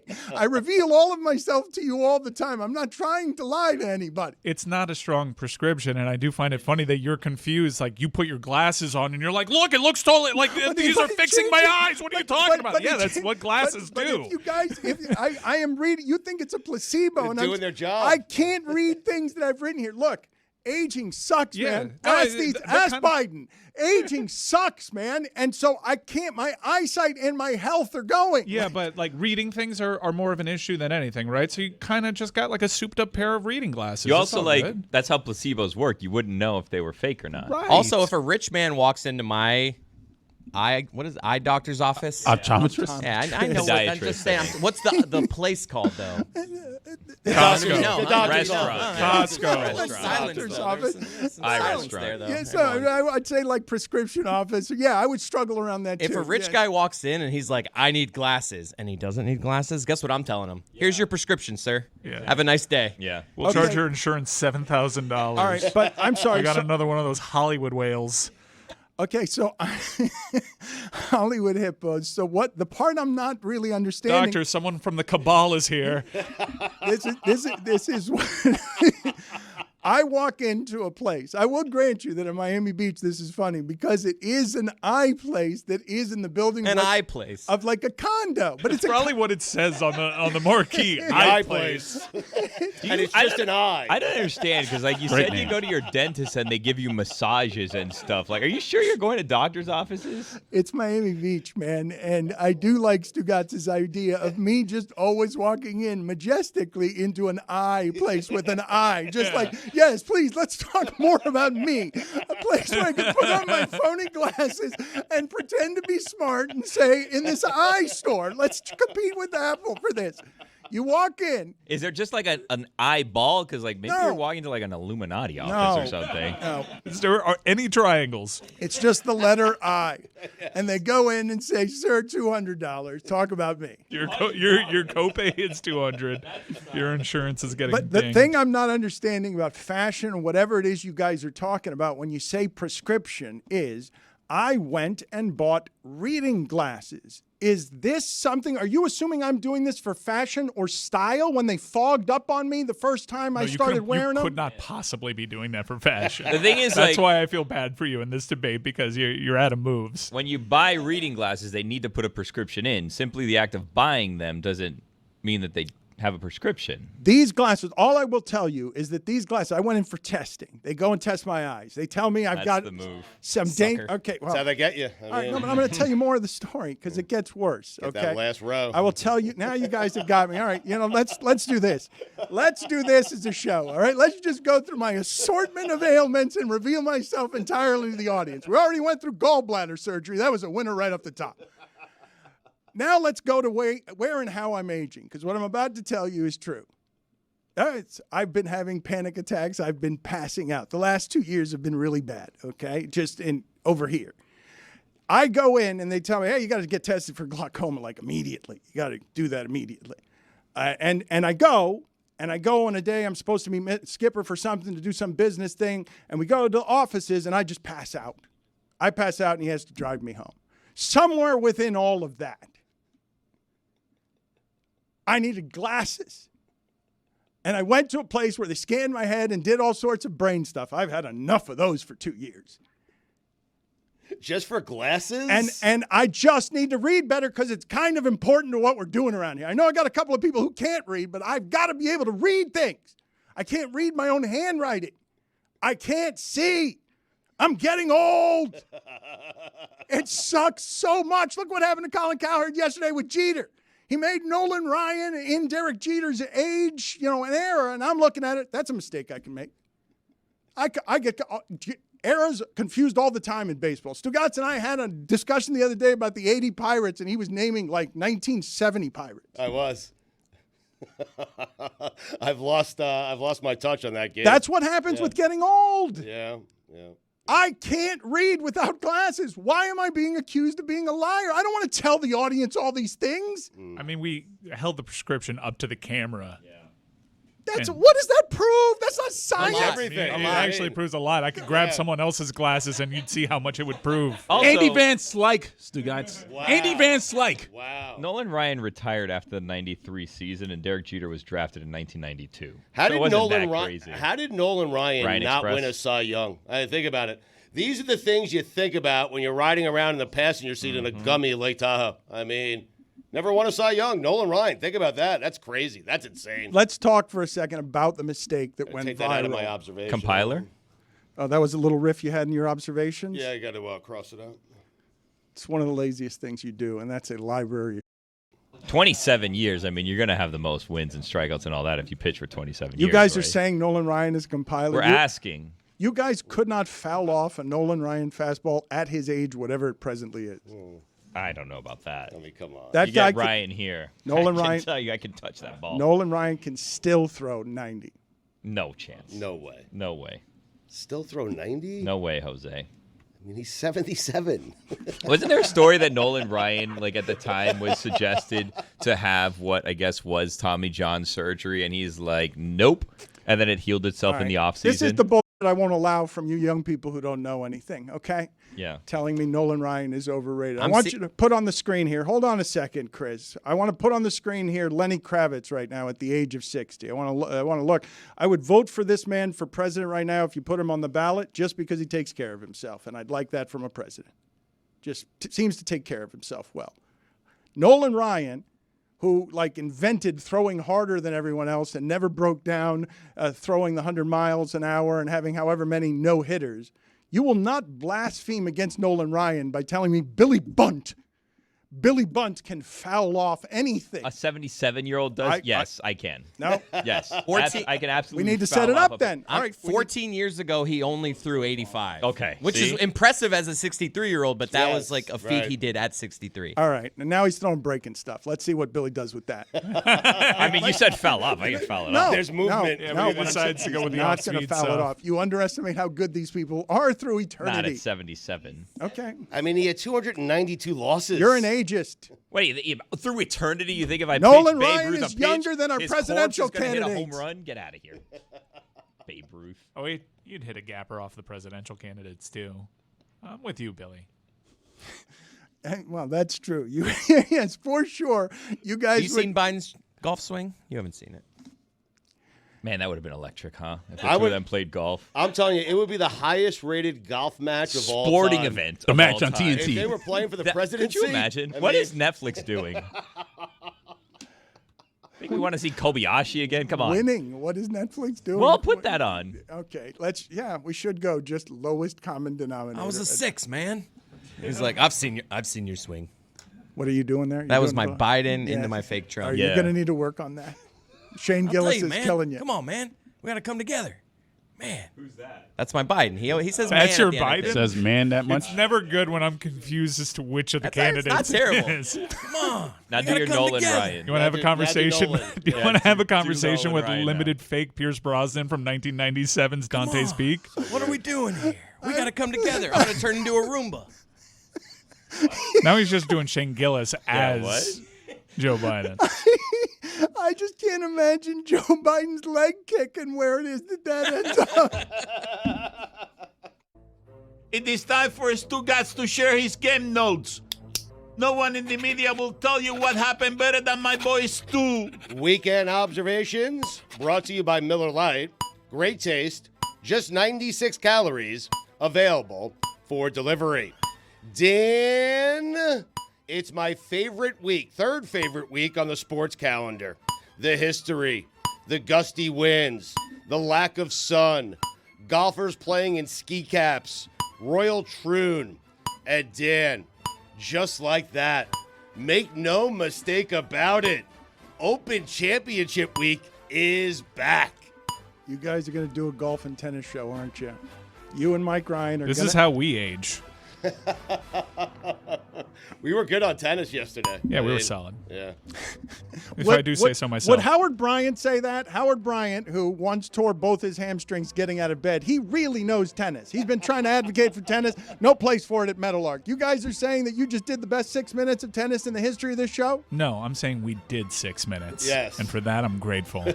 And I also did limited fake Pierce Brosnan from 1997. It was on. Yeah. Chris, I encourage you please to keep working. We need a Trump and we need a Biden. You're the only hope we've got. And Nolan Ryan. Soon enough, I'll get you to bite and ask me for it. Donald Trump playing golf the day after someone tried to assassinate him. Hockey player. Dan, if you think Africa is hot, What, Roy? you should try Las Vegas on for size. Please don't compare him to hockey players, please. Listen. Don't insult me like that. Stugotz, you guys don't understand. There's a lane. Stugotz knows it for the asshole. He's the closest thing to the right that we got. We're too woke. What? We're too left. Stugotz says, I'm annoyed by all of them, and he's a man of the people. That's the way you play it. Stugotz is a good lane. I was helping Pablo out there. Have you met Tony? If not, you can meet him on Wednesday. Fair enough. For the Tony Show. Fair an enough. ensuing best ball draft. Thank you, And it's Mike. all presented by DraftKings. Okay. They need Hustle to do that Gang's show. going to be there. Look, you tell me there's not a good show, and Stugotz and Tony trying to grab more sports audience on the right with a show that just says, we're right. Tell me there's not money in that. We have to put the town on alert. Jose Alvarado leads Puerto Rico to their first Olympics since 2004. I only tell you that to tell you this. His nickname is Grand Theft Alvarado. It's good. It's a good one, Mike. It was a good one. It's all I can do. He also says volcano at one point. And he never actually says that he's from Europe because he does attempt an American accent, but it's mostly just have to put the town on alert. Group A in Olympic basketball. Canada, Spain, Greece, Australia, otherwise known as the group of death. Greece is adopting a 6-day work week. Who do they think they are? Meadowlark Media? Dan. You know Greece is? Greece is, yes. All the way up from 2? Yes, they're up to 6. How about that? Yeah. You know what the M in Meadowlark stands for? Wait a minute. What you? Mykonos. Okay. Hold on a second. What am I being accused of? Making everybody work 6 days a week? I'm not accusing you of anything. Pointing it out. But is that an accusation that anyone else other than Stugotz is willing to make while I would expense accounting us from Tahoe for a word of work? I could speak a word into a microphone. I would never cower to my co-founder asking me that direct question over the microphones. Football season's just around the corner, folks. Oh, dear God. Oh, dear God. God help us. Oh, man. Carlos Alcaraz defeats Novak Djokovic. Dan, you know what the C in Carlos Alcaraz stands for? I do not. Changing of the guard. Oh, sorry. No, I was just going to say, like, that What was happened there? well, but I imagine, here. this is what I would say. I imagine that you guys, I don't know everything you've talked about, but I imagine if you did 6 minutes of tennis, holy shit, the era of tennis that we just came through. Oh, my God. Those 3 guys, all Michael Jordans at the same time of their sport. That was a solid 4.5 minutes of it. Yeah. Yeah, pretty great time we came Yeah, through. we dedicated 30 seconds to the 2008 Wimbledon final. Yeah. I mean, Alcaraz beat one of the Jordans in straight sets. I know because they're getting old. It sucks to get old. Where we were taking it is like, who can actually challenge this guy? Right. Who's the Nadal? Who's the Novak Djokovic? Who won? Fritz. I like Fritzy. Yeah, we got some good Americans. Yeah, we do. Tennis is in a good place. It really is. We just need these other guys to come online. Sinner, Medvedev. You always think it's going to be in a bad place. Serena's out, Djokovic, Federer, they're out. Nadal is out. But there's always guys working. There's kids working around the world, Dan, at their craft. There's always the next great tennis player right around the corner. Let me I walk fall that for one it back. every time. Medvedev, properly online, just more consistent. Let's see emotions get the best of him. Yeah. Such a man. Put the town on alert. We buzzsaw through children hitting a ball lonely and create them very young into these robots who risk their mental health to hit a hit a ball again and again and again. Devour our young. Feed on them. Yes, the tennis machine churns on. Fed by tiny young people who shouldn't be so competitive at 9 years old hitting a ball. The fan who caught Carlos Santana's 30 for 30 ballpark home run asked for Giant season tickets in exchange for the ball. The Twins declined. He got batting gloves. Hey, pal, next time get a lawyer. Are you Don Johnson? I just did that. Pal. I don't know why I pal. threw a pal there. Hey, Mike, pal. Mike, I meant to ask you. I'm sorry to interrupt you, Stugotz. That's okay. You were accused by Greg Cody. I'm sorry Greg Cody is not here today. I don't know why he's not here. You were accused by subpoena by Greg Cody of elderly abuse and what else? Age discrimination because you hit him with 3 pals. Yeah. 3 pals.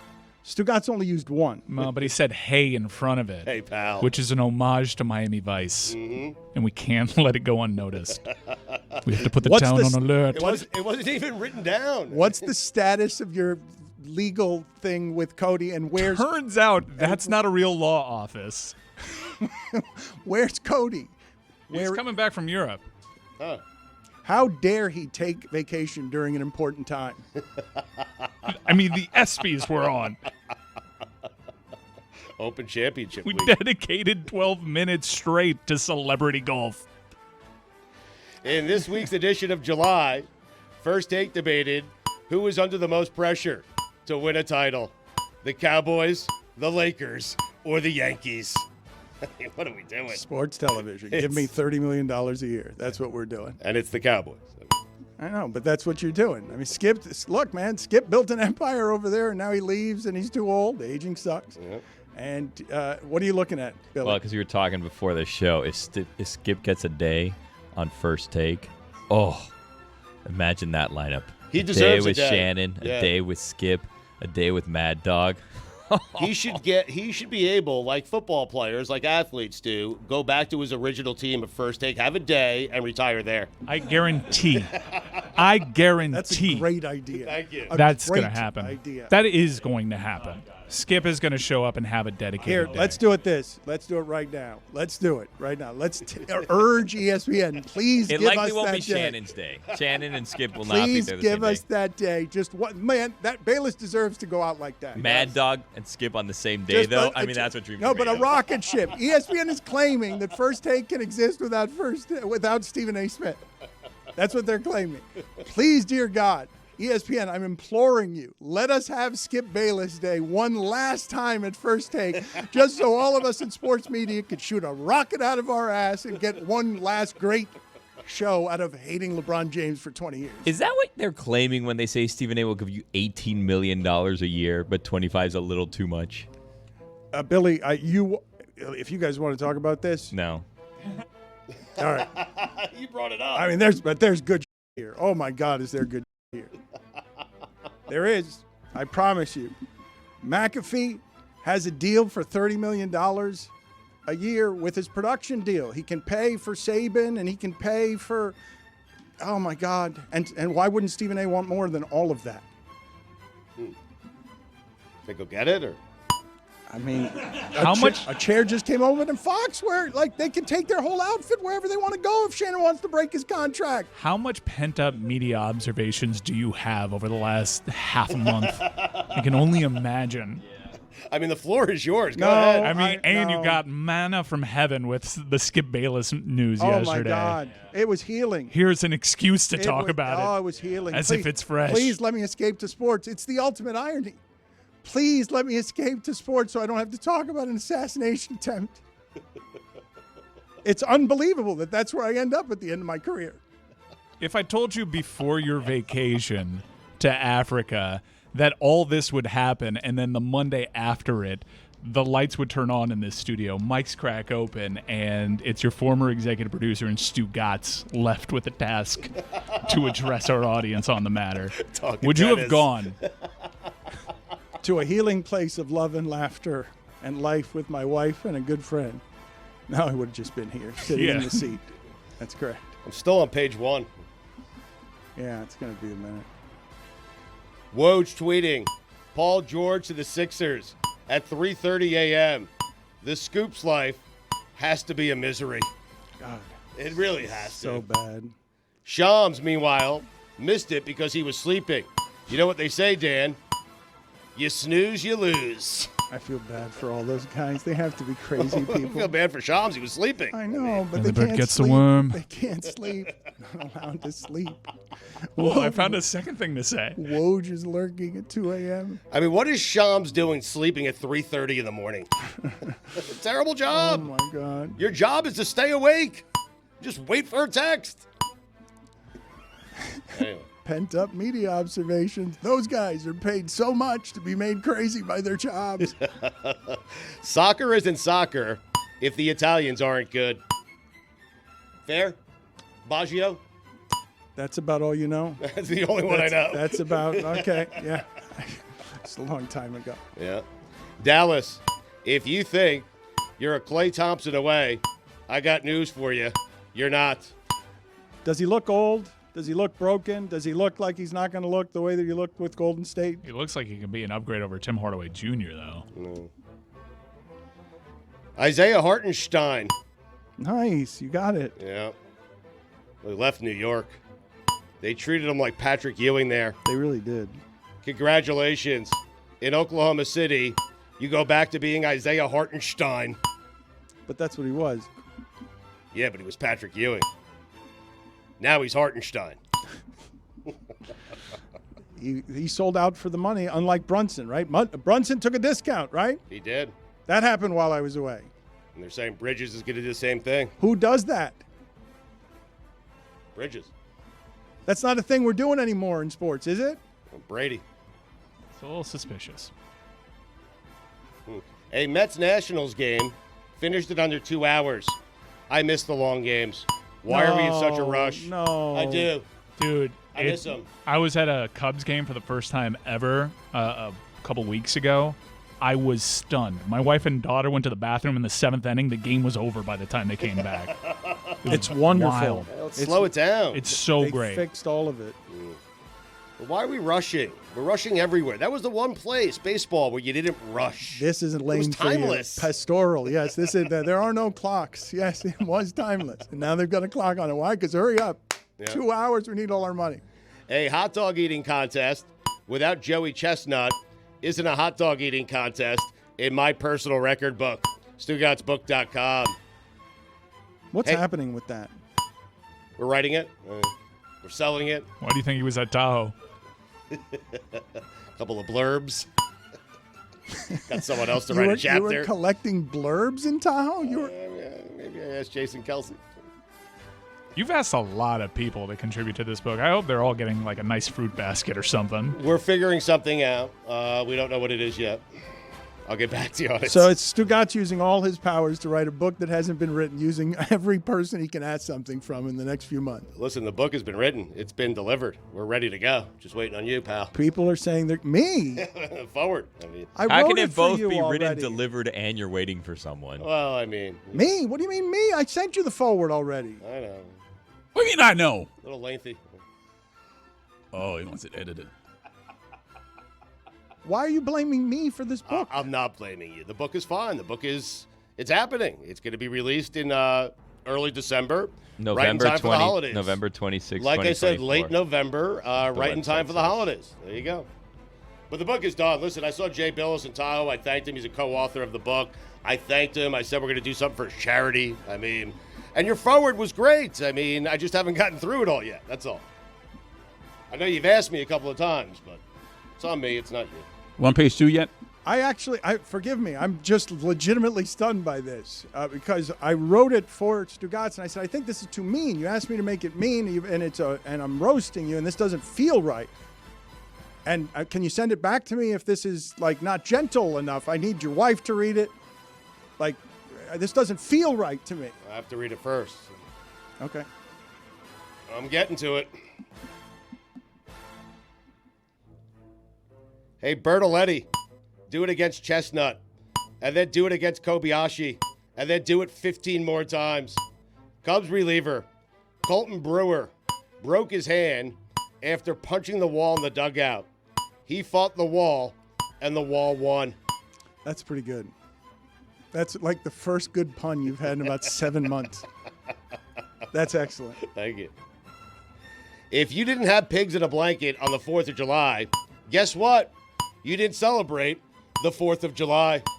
Is that right? Put that on the poll, Juju. Is Yep. that right? I don't feel like that. It's not right. That's not my In fact, it's fourth- wrong. He's been pretty consistent about pigs in a blanket his I love entire it. broadcast I career. thought it was- Thank you. I thought it was cocktail hour at the wedding you wanted. It's that and Masters Week. I mean, What are we using pigs? Is that a July 4th thing? yeah, of course. I mean, no. I've Hot never been at a, dogs? I've never Hot been dogs? I've never been at a 4th of July party where someone brings around a tray of Well, pigs in a blanket. You've never celebrated the 4th of July. How about that? But wait a minute. Are pigs in a blanket? Go to J.J. even- Watt's house. Are they actually hot dogs? They're Is not it- hot dogs. He's Wait. saying they're hot dogs. They're not hot dogs. Well, they kind of resemble that, but you did like introduce a new thought in that he might not actually know what pigs in a blanket are, and he may have been confusing them with hot dogs this entire time. Perhaps. For his whole career? For Mike, that just can't said be. perhaps. For his whole career, he's thought pigs in a blanket. Mike, you Pick that can't. up. You On can't. Wikipedia, it says in the United States, pigs in a blanket are small hot dogs. Thank you. Mini Or hot other dogs. sausages. I had Nathan's. I'm telling you. I mean, He may not actually know. Bed's about to end. the Jason Also July Pierre-Paul 16th. top 5 athletes that connote the 4th of July. Town on alert. He has naming rights. OLI. Steve Sparks. Rocket Ismail. you won that. If you do it one more, if you surprise me with it one more time, I'm leaving. Number 5. I didn't say anything yet. I just said number 5. Cooper Flagg. He's good. Number 4. Red Grange. I wasn't done. Whitey Ford and Blue Edwards. Bear Grylls. Number 2, Joe Nathan. Number 1, Lonnie Walker, the 4th. I was looking for where's that fourth? Where's that fourth? Where's he going to find? Are there any other fourths? Nah. Are there any other in sports history? Someone who goes around out there with the Royal Fort. Kelly Olynyk is a Raptor. Oh, you know what news I did get on Safari? Quickly's worth 100 and how many million? I think it was 160. That's crazy. I mean, what? You're on a weird algo because of, Nothing I guess, all got the through but Knicks that. coverage. Why is ESPN sending me alerts when Bronny makes a layup in Summer League? And they haven't sent many. I mean, What are they sending you? alerts. Alerts. 3-12 in his first Summer League game for the Lakers. You know what Dalton couldn't do, Dano? Connect. The B in Bronny stands for bust. Oh, wow. Already. Get there fast. The N in Bronny stands for nepotism. The other N stands for a second helping of nepotism. Greg Berhalter. Can't trust a Greg with 2 G's. Put it on the poll, please. Can you wish Greg trust was a here. Greg with 2 G's? Greg's isn't with 2 G's. You know this, yes? He would co-sign though. Yeah, but he would agree. He's a big anti 2Gs guy. Houston Airport. How about a bathroom? You know what the H in Houston Airport stands for, Dan? How about a bathroom? About a bathroom. I mean, yeah. you can't find one. Yeah. Crazy. I got to zip through these. The American Century Championship has become my 5th major. Top 5 athletes and entertainers who connote a lake. Number 5, Victoria Beckham. Thank you, Roy. Number 4, Ricky Lake. Number 3, Paul George. Number 2, Raleigh Fingers. And number 1, Ontario Smith. Whit Merrifield is a Philly. Top 5 athletes that connote something you would find on a lake. OLI. Eddie House. Why are we doing this? Tim Wakefield. I was on a gummy. This is prime gummy me walking around Tahoe. This is prime, right? A lake. Okay, Yeah. so a lake with a gummy. There's something beautiful about you taking your vacation time just by yourself to gummy it out on Lake Tahoe. It was great. And then the Sphere. And not work, just chill. Loved it. Hang out with Kelce. Kids out of the house. Ask a bunch of people to write pages in your book for free that may or may not come out. A couple of blurbs. Blurbs. I need to hear more about you trying to collect blurbs at this Tahoe thing. I need blurbs. I'm told they're important. Tim Wakefield. Didn't you say that already? Ricky the Dragon Steamboat. Danny Ferry. Algie Crumpler. Patrick Rafter. Bobby Orr. Rod Carew. Sam Bowie. Marty Fish. Okay. Tim Salmon. All right, yeah, we can do this for a while. Mike Trout. Steve Trout. Yeah. I miss the days when the Red Sox-Yankees game would lead SportsCenter. Taylor. Rest in peace to the great Dr. Ruth. In honor of Dr. Ruth, top 5 Ruths of all time. It's a long vacation, man. Yeah, a lot of gummies. Number 5, Ruth Riley. Number 4, Ruth Bader Ginsburg. Number 3, Babe Ruth. Number 2, Dr. Ruth. Number 1, Ruth Chris.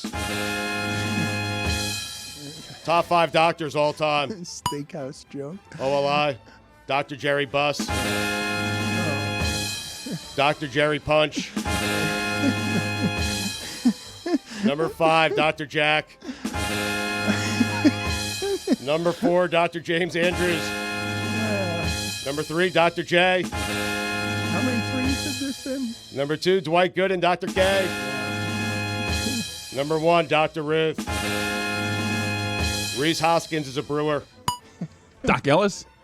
Oh, Doc Ellis. I forgot one. Doc Ellis. Psychedelics. You mentioned Trout. There was a stat that I saw the other day. Mike Trout hasn't played on the 4th of July since 2019. What? It's wrong. Un-American.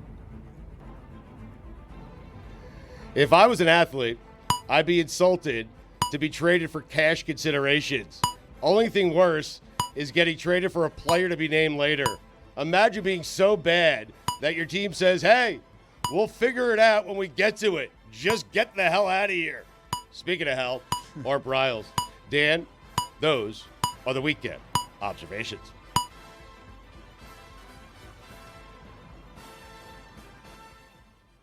Stugotz, I really genuinely need some help with what we're about to do here because I believe that the way that I came in off of Safari with very important news things happening, and I want to show off Ron McGill's pictures and talk about Safari, and next thing you know, you're looking up and there's a luxury pool in the back, and I'm saying we're staying in tents. And everyone's accusing Ron McGill of using all of the endowment funds on giant vacations all over the world, and Billy's at the lead on this. No, falsehoods.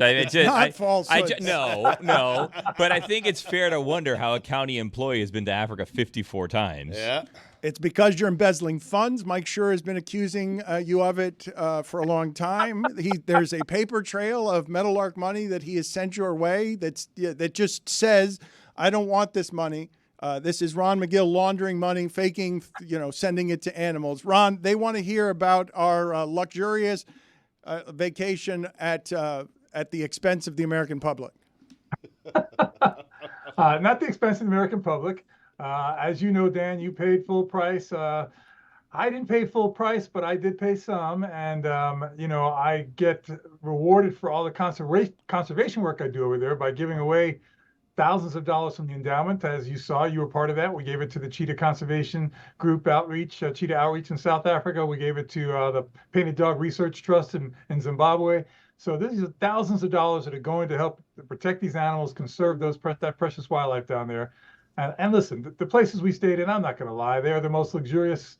They're more luxurious than my house. The only difference is they have canvas walls. But you've got these incredible 4-poster beds. You got fireplaces in the tent. You've got the huge copper tubs.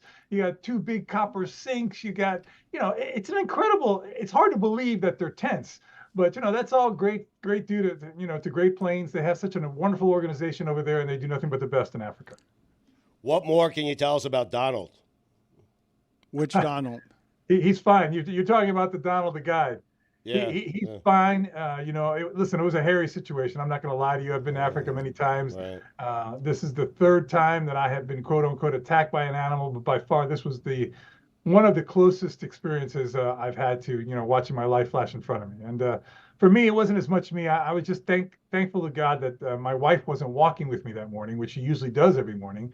But this morning she was really, really cold. She said, I'm going to stay in. I said, okay, great. So I went out there with Donald and went doing the wake-up calls. And as we got to this one tent, as I think Dan already explained, all of a sudden this huge Cape buffalo just blew out of some big brush that she was hiding in and sleeping.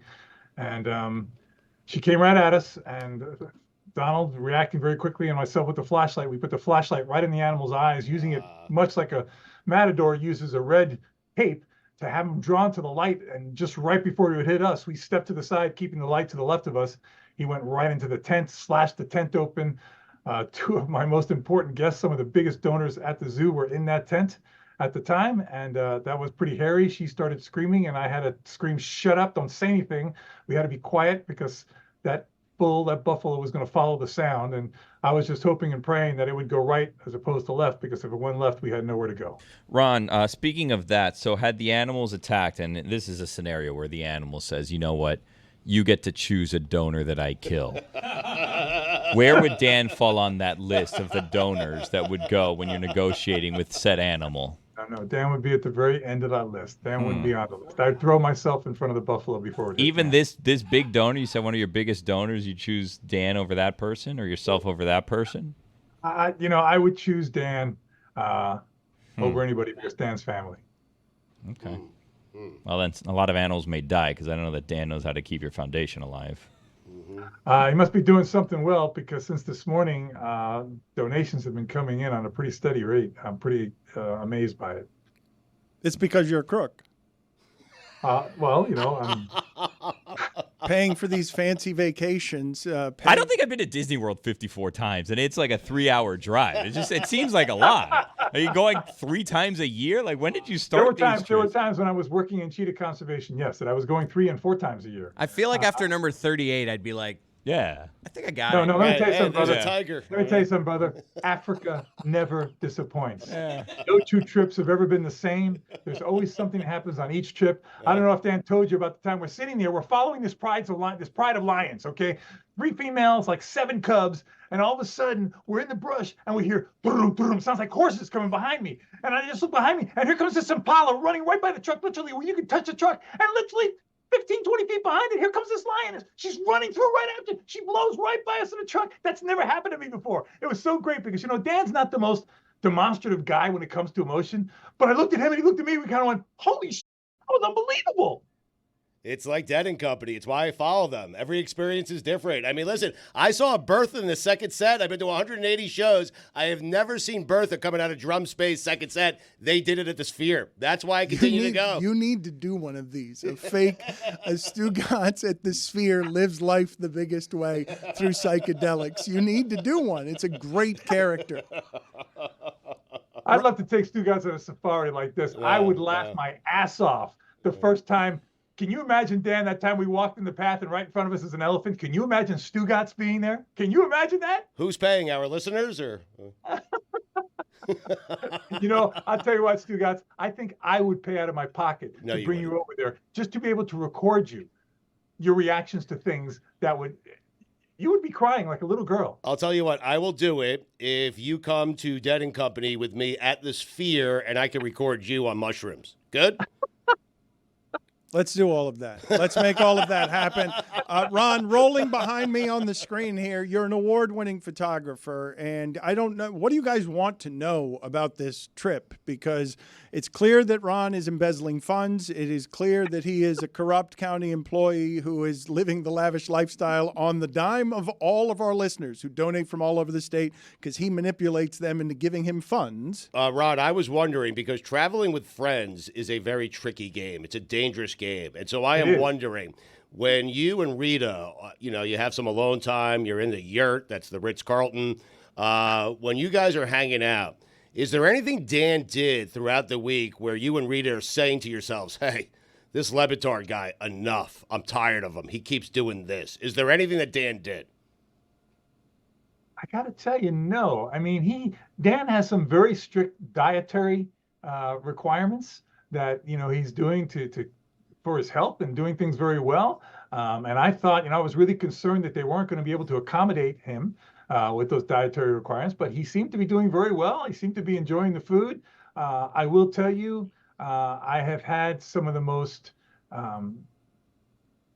intimate and revealing conversations with Dan on this trip. When you're sitting out under the Milky Way watching shooting stars by a fire, it's incredible how the walls come down and you talk about things that you really never had a chance to talk about. So for me, this was an invigorating, inspiring, and a very emotional trip for many reasons, but not the least of which was being able to really have time with, my wife and Dan and his wife, and just sitting out there in the middle of nowhere with no computers, no television, listening to hippos in the background, listening to lions in the background, watching shooting stars. I'm telling you guys, it was a dream. It was a dream that I will never forget, and you couldn't pay me enough to not do it.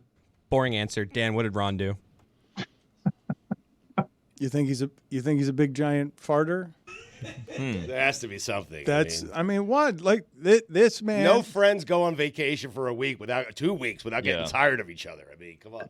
No, I never got tired of him, but I'm sure they got tired of my insanity. I start squealing like a little girl sometimes, and I start talking to animals as I'm photographing them, and I'm sure I look like an idiot, and I'm very surprised that Dan didn't record me doing that. I did get a short recording I got to send to you guys of Dan doing a little dance on the Sunset Cruise.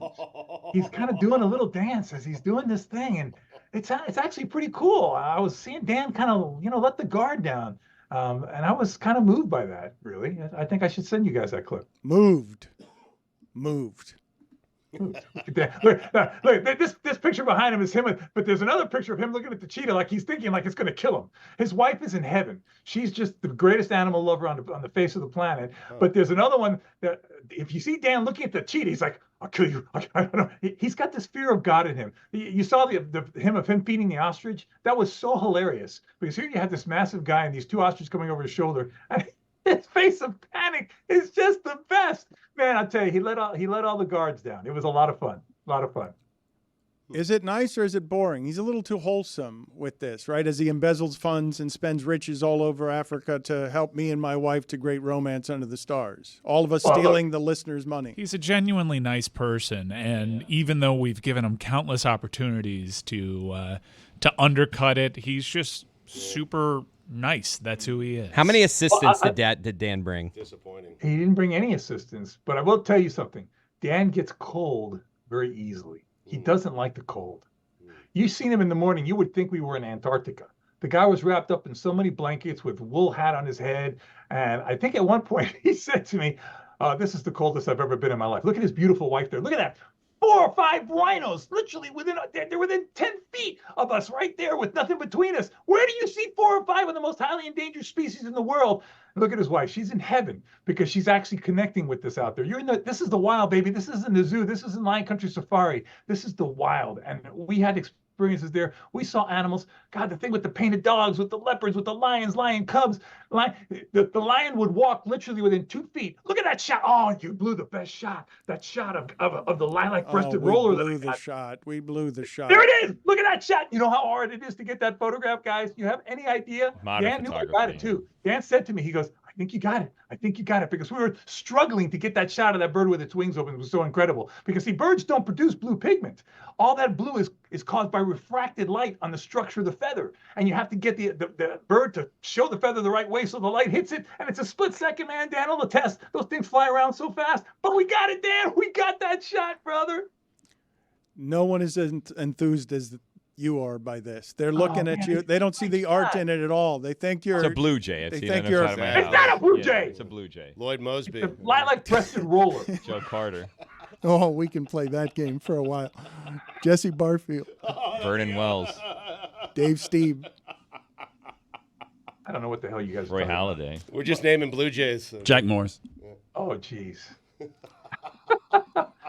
Ron McGill has also got an enormous number of baseball cards he's unwilling to sell that are part of his value and his endowment because he's a corrupt human being with giant vacations all over the world. People are making fun of me because I'm alleging that we stayed in tents and I didn't approve that photograph or that video that reveals that there's a pool out back. And what kind of tent would that be with a pool? But the most interesting part of that is I think you would be right to be scared that there is an elephant there drinking from Ron McGill's pool. How cool is that? How cool is that? Where do you go in the world where you're sitting there and all of a sudden an elephant walks up out of your yard and goes and starts drinking water out of your pool, man? I'm literally standing 15, 20 feet from this thing, videotaping and going, I can't believe this is happening. I was so beside myself. It was just remarkable. This wasn't a joint pool. Everyone had their own pool. No, everybody had their own pool and the baby elephant. This is ridiculous. I mean, come on. We are spending the listeners' money all over America to take a giant vacation where you take pictures at a tent, at a Four Seasons tent encampment. You and me just embezzling funds to This is what our highlight team has been playing so hard for. To gallivant around the world. Joey Bats. No, guys, no. These tents are incredible.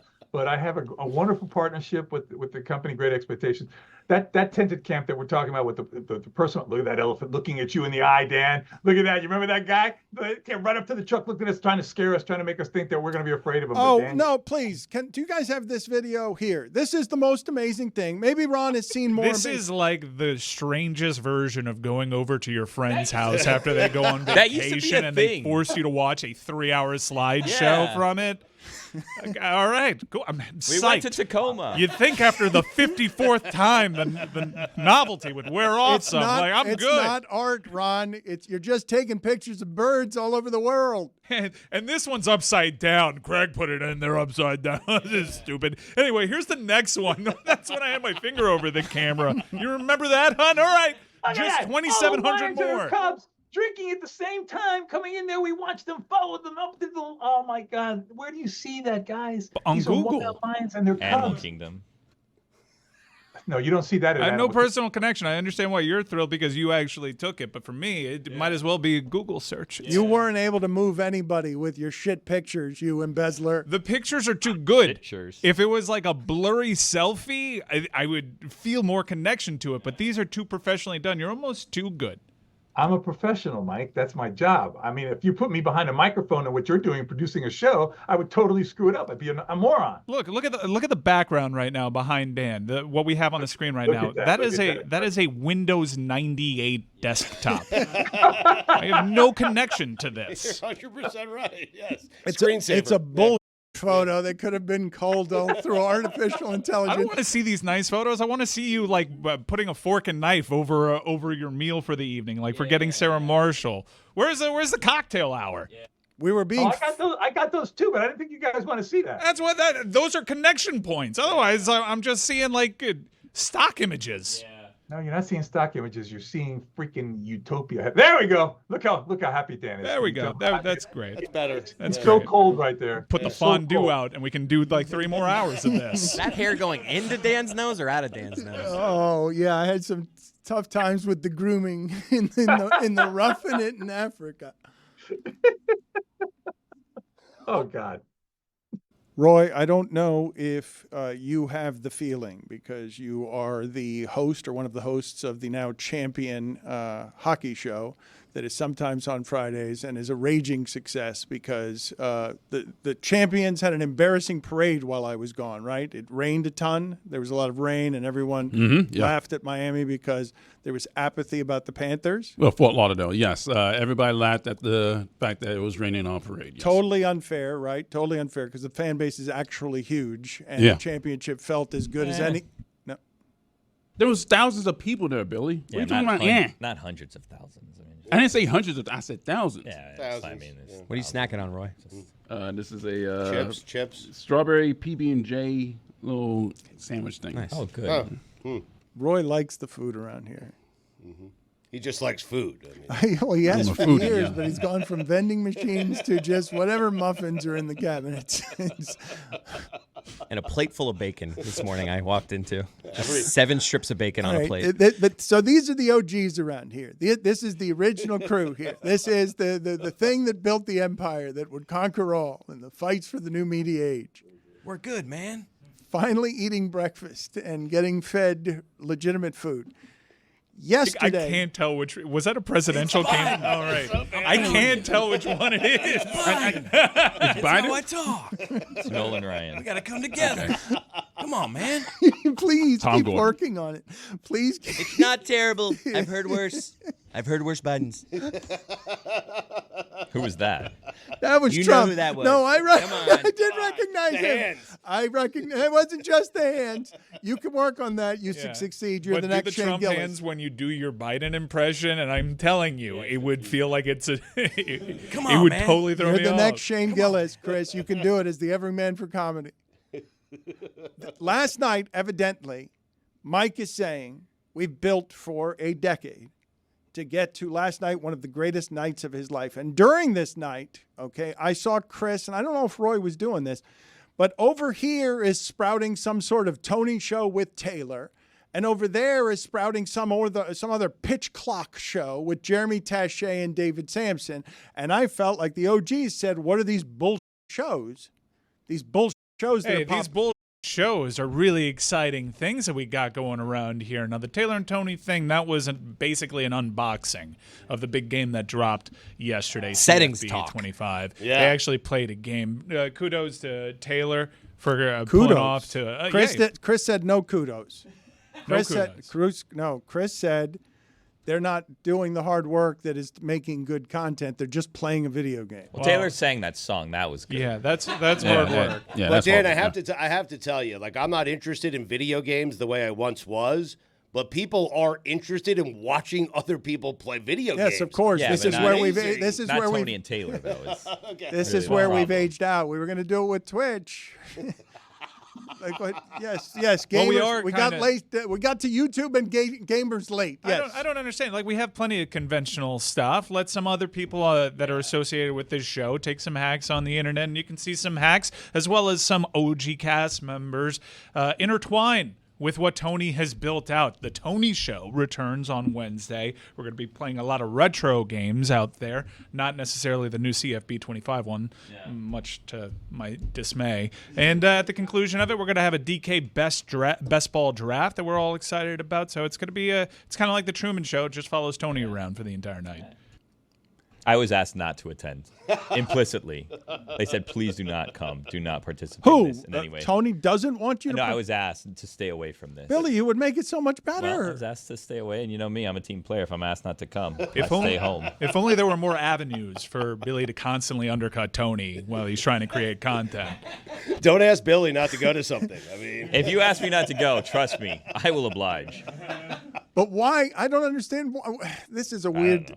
It's a weird dynamic you and him have because he wants to make his way up in the business. It's a tough game right now. He's doing his own thing with some properties on our YouTube channel. So I'm very proud of Tony. And if he wants to indulge, because this is super self-indulgent, we're doing a best ball draft at the end of it, then let him do it around people that don't make his life miserable. But they also ask everyone else in the office to come. Like, there's people's cousins that are just going to be there on air saying God knows what. Again, We're just remember- gonna Oh, God, let them no. live Remember at what I 3 said? a.m. Oh, and no, wait a things can minute. go loose. That's a good show. You're right. That's a good show. And you can hear it pretty much every day whenever Tony and Billy are in this studio together. No shortage of it. Try But to yes, be supportive of people, you know. It's well, me. Last night was indeed one of the best nights of my life, and I know what you're saying, like you're exaggerating and everything on this show is so hyperbolic. No, genuinely, last night for me was a payoff of a decade-long angle that I've been working inside of my own family. I've been warning Cynthia that this day would come. It was on the horizon. I've been fooled before. I've had the rug pulled out from under me. I've had year-long delays, and all I wanted was my family to realize how important last night was going to be. Do not bother me. Give me this night. Your boy wants to sit on his gaming chair, suck on a Zyn, maybe have a beer or two, watch his friends play games, build out a dynasty, and he did that. At 4 o'clock, this game dropped, and you see the opening video, and you realize, holy shit, they licensed Welcome to the Jungle. And you see all these great college football traditions. I don't know how this game managed to do it because the expectations for this game were sky high. And this isn't just placating to the gamers of today. It has to do that, but it also has to play into the nostalgia. This is a game that people are returning to gaming for. People that haven't gamed in a decade. People that have built their lives are totally different people, have gray in their beard now. They have been looking forward to this. I bought my PS5 2 years ago just so I could have it ready for yesterday, and Dan, it was magical. It delivered on every single aspect, and I can't tell my wife enough how much I love her for leaving me the f*** alone last night. It was incredible. What's your record? Dude, that game is hard. It was a lot harder than it was 10 years ago. So we navigated a couple bumps in the road. Everybody has the same kind of takeaway. Like, we're worse at gaming, and this game is hard. Heisman mode. Difficult. Yeah. But I started my dynasty in earnest with my group of friends, 2-0 after beating the Fighting Pandas of FCS Southeast, and then put one on Troy. And gentlemen, it is FSU week now for your Memphis Tigers. Mike has gone almost totally off the deep end, Stugotz. The pandemic has made it so he has become obsessed with every sport being played, snorting more sports that is humanly sane or reasonable if you're trying to live a healthy, complete, and joyous life. Mike is buried in all manner of sports, and yesterday a fake game came into his life, and it was honored by Tony and Taylor.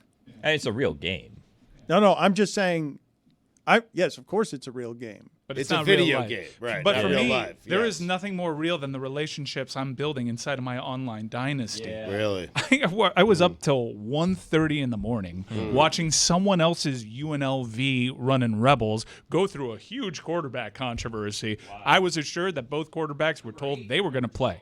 So it's not as bad as it seemed over there. But I got an eye on all 7 of us right now, and plenty of people want to hop on for Season 2 of the Dynasty, which, if we keep tracking this way, will probably be later today. I am told that Tony blew an 11-point lead with just under 2 minutes to go. Heartbreaking. With the Hurricanes against Yeah. North Carolina. That's what they do. Oh, Yeah. no. Now, Mike's wearing his used stuff now. He's breaking news left and right. He's a player in this game. Hurricanes fans, rest assured, there's plenty of players missing from this roster, but I've been told that nearly a dozen are going to be available in the next update. We need some help in Well, that hold on a second. secondary. I thought you were a Memphis guy now. I am Memphis in this digital life, but I'm putting a UM Insider all donor in. hat right No. now, and this is a Venn diagram because I'm talking about the game. You're Don't a worry. tiger or you're not a tiger. They'll be in. That's what I always say. Yeah. I can't imagine why Tony didn't want you a part of this. Taylor did say on the stream that Mike Ryan could be seen walking out of the stadium after Miami lost in that game. Wow.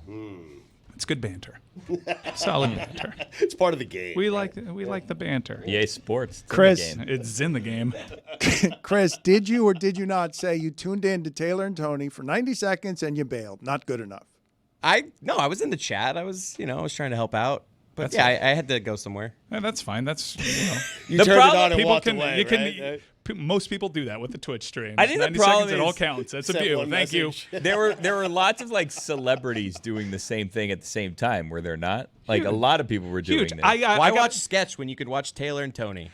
I got to tell you, like, I anytime the old school shipping container gets around with like Dan and Stugotz, I get excited. But this was the first time I was genuinely sad to see it because I could not share my excitement with anybody on the cast. Yesterday, people could meet I'm me trying, there. Mike. And no, I appreciate the I'm effort. excited at the idea of the game. I just don't have all these hours to play it. No, And but I'm gonna this is- I don't have them either. $500, $600 on a gaming system to get it. Billy, I don't have. I've aged. Well, yes, on the gaming system, because I think that purchase is worth it. And what I felt last night made it all worthwhile. All the times I felt old. My account got hacked. How do I fix this? What do you mean I need to buy a gift card to unlock it? I was hacked. I'm the victim. What? They don't sell hard copies anymore? What do you mean I need a headset? All of it. All of it was made worth it last night. I still felt old, but I felt nostalgic, and I felt camaraderie, and the game was there for me. The game...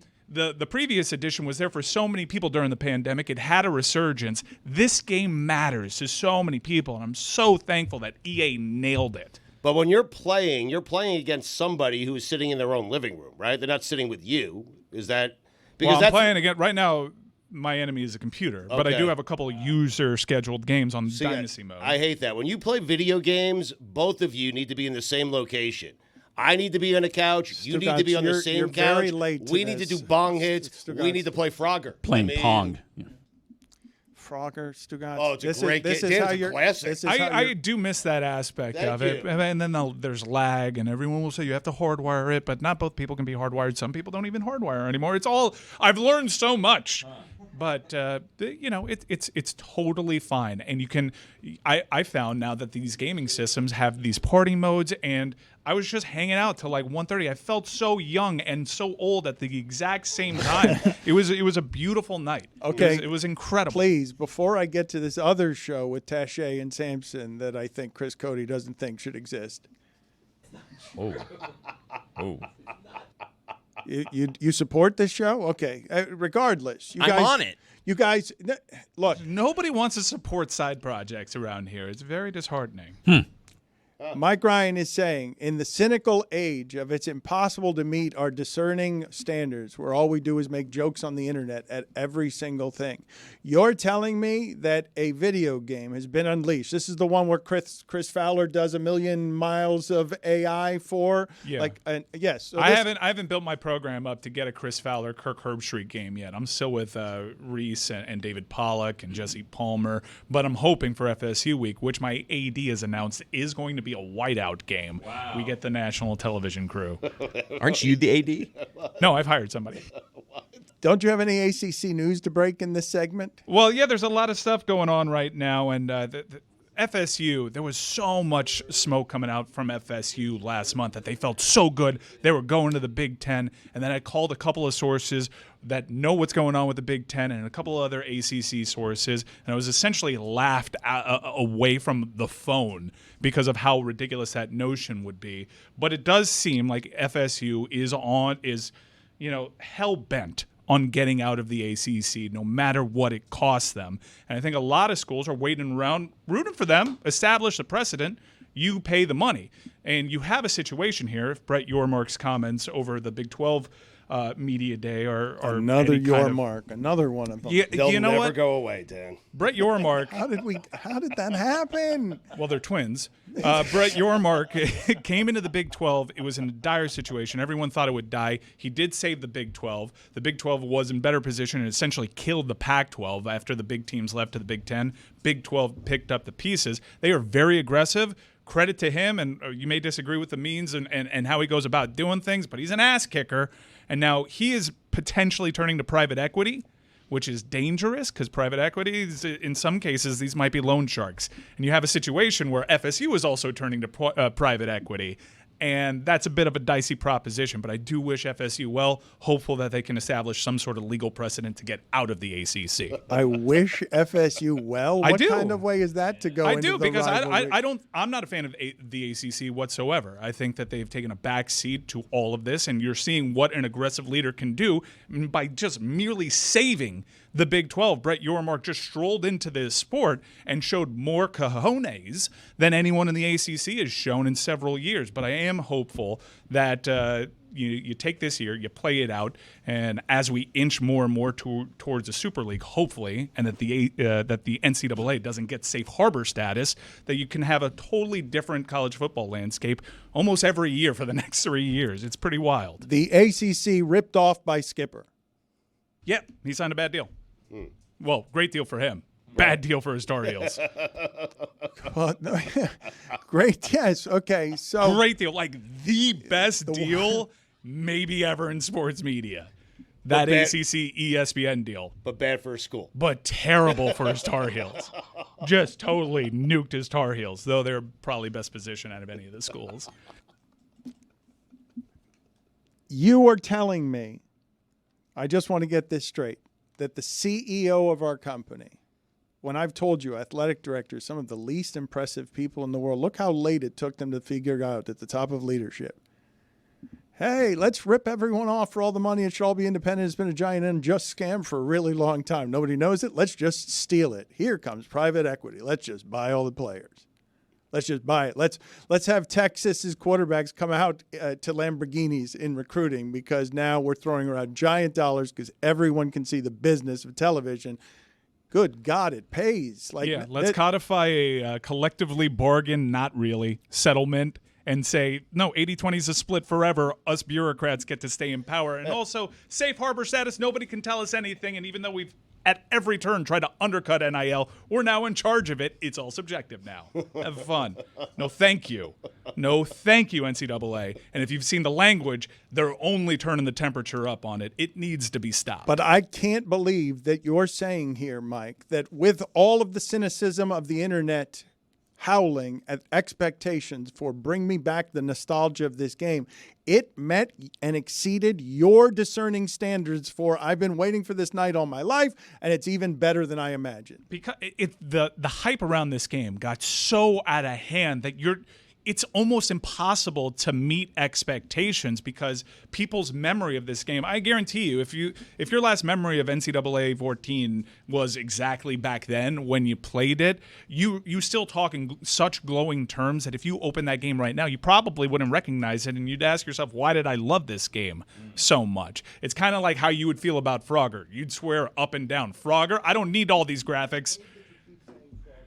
Well, I think that's the first time I said that. But Donkey Kong, any of that stuff, like you have these emotional You're connections. saying that to the I game. wouldn't want the enhanced Frogger until I saw the enhanced Frogger. Yeah. Now Right. imagine they came out with a brand new Frogger. Now I've said Frogger multiple times. Right. And it came out and it gave you all that Such joy. a bad game. There all have those been like feelings. 3D Froggers and stuff that are not as good. It's not like as you good. want the original. I like Don't the hate on original. Frogger. Yeah. I like the It's original. such a Exactly bad right. It goes game. without saying. No, it's a great game. Get This out is of Frogger's here. a great I know. game. We play What are you Frogger talking every about? morning. Now this is a next Crossing gen. the street, getting There's no burger time.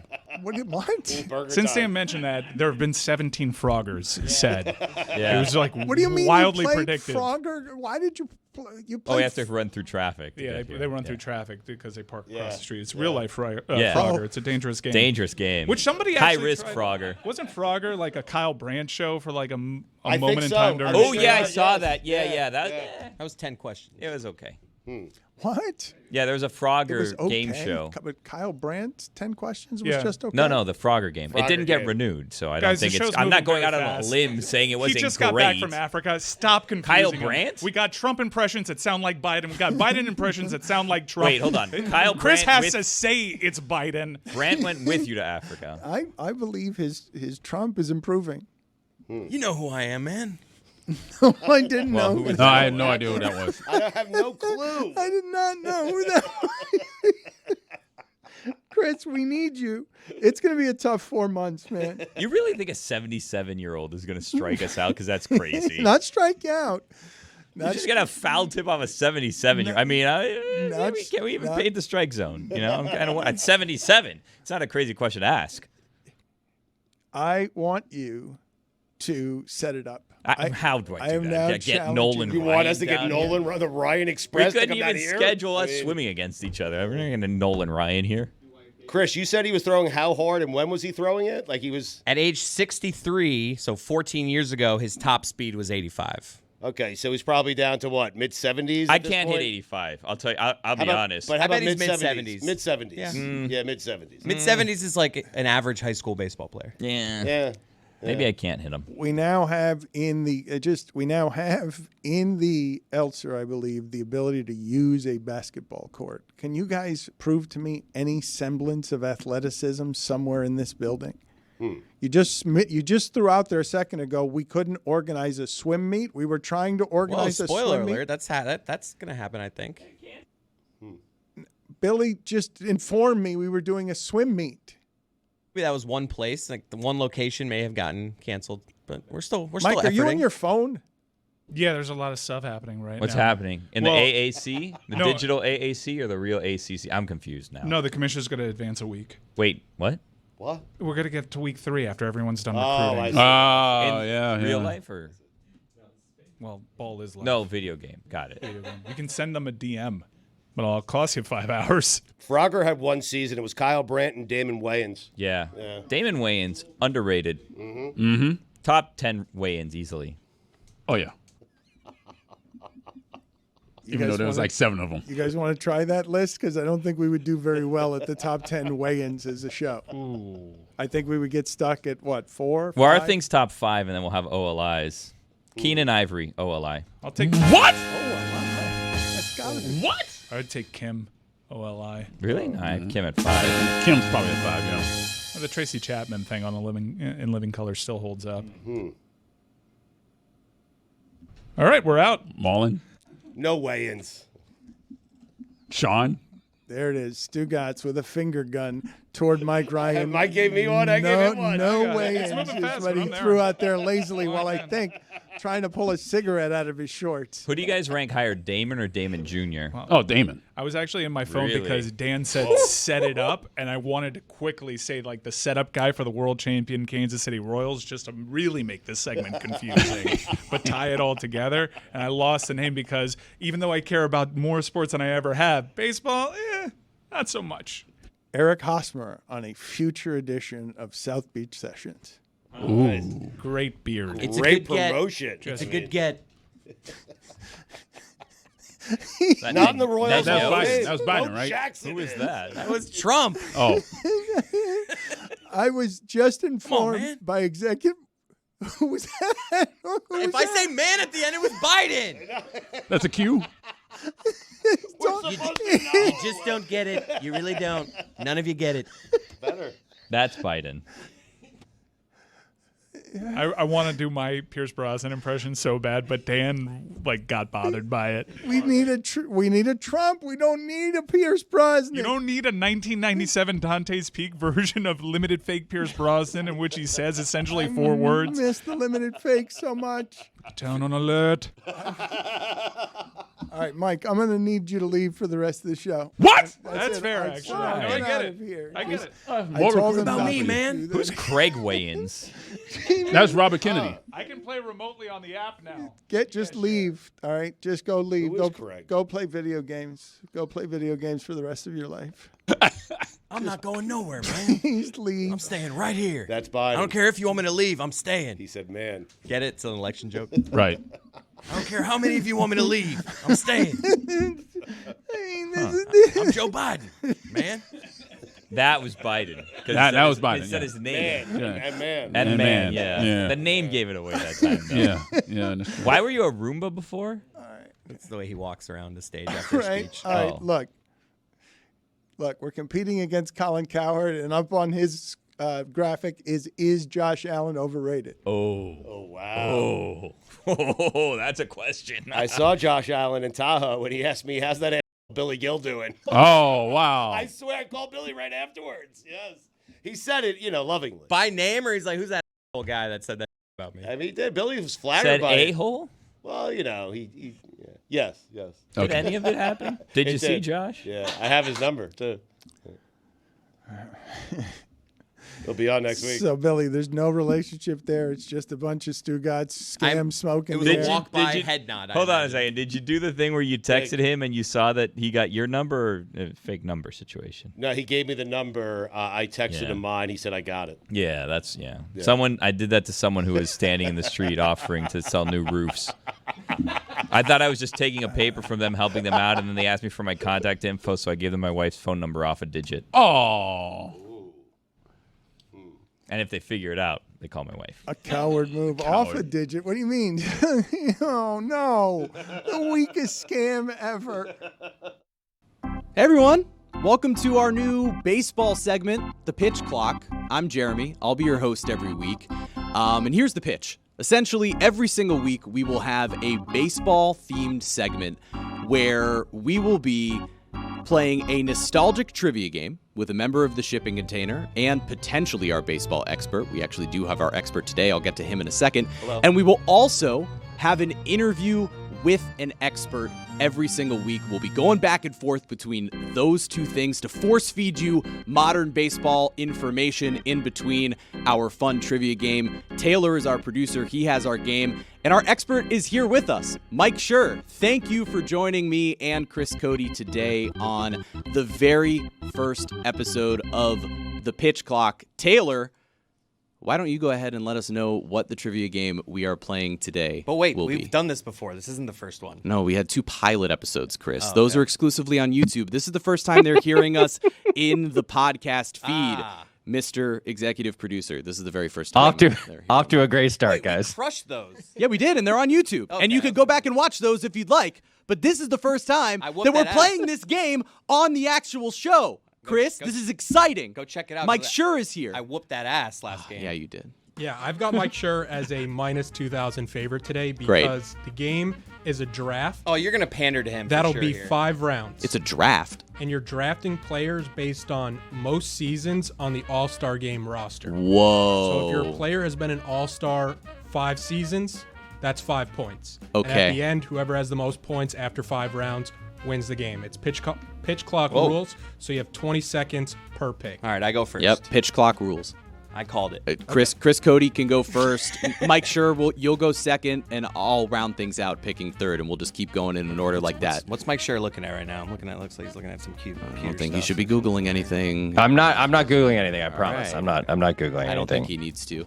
All right, Chris, with the very first pick, you're going to have 20 seconds on the clock. Who is your first pick? Derek Jeter. All right, Derek Jeter off the board. Wait, this is just all time. This isn't like 90s or anything. This is just all time. This is all time. So, Mike, you have 20 seconds on the clock. Who will be your first pick? Derek Jeter also, I'm allowed to say it, and then I'll tell you at the end the results. Derek Jeter had 14 All-Star games. This is a game called Name the Best Players in Baseball History. Well, it's important to know how many All-Star games they made. Mike Schur, your pitch clock has started. Willie Mays. All right, That's that's second a on really the good board. pick. Willie Mays, 20 All-Star game appearances. Damn it. Oh boy. Okay. I thought I had a good pick. I will pick Mariano Rivera. 13. That's where I was going to go next, actually. And now to the interview portion of the pitch clock. We've kicked Chris Cody out. We've moved over to Studio B, and now we test Mike Schur's actual baseball knowledge of modern Major League Baseball. Mike, thank you for lending your expertise here as we approach the MLB All-Star Game tonight on Tuesday. I want to know, through this point of the season, do you have a team in the American League and a team in the National League that has surprised you most in this first half of Major League Baseball? Yeah, there's a lot of surprising teams, I would say. In the American League, ironically, it's my own favorite team. It's the Red Sox. I predicted the Red Sox would be basically what they were last year, which is like a game under 500. And they're currently sitting in wild card slot number 3 in the American League. They're hitting much better than I think anybody thought they would. They've had a ton of injuries, and they're still playing really well.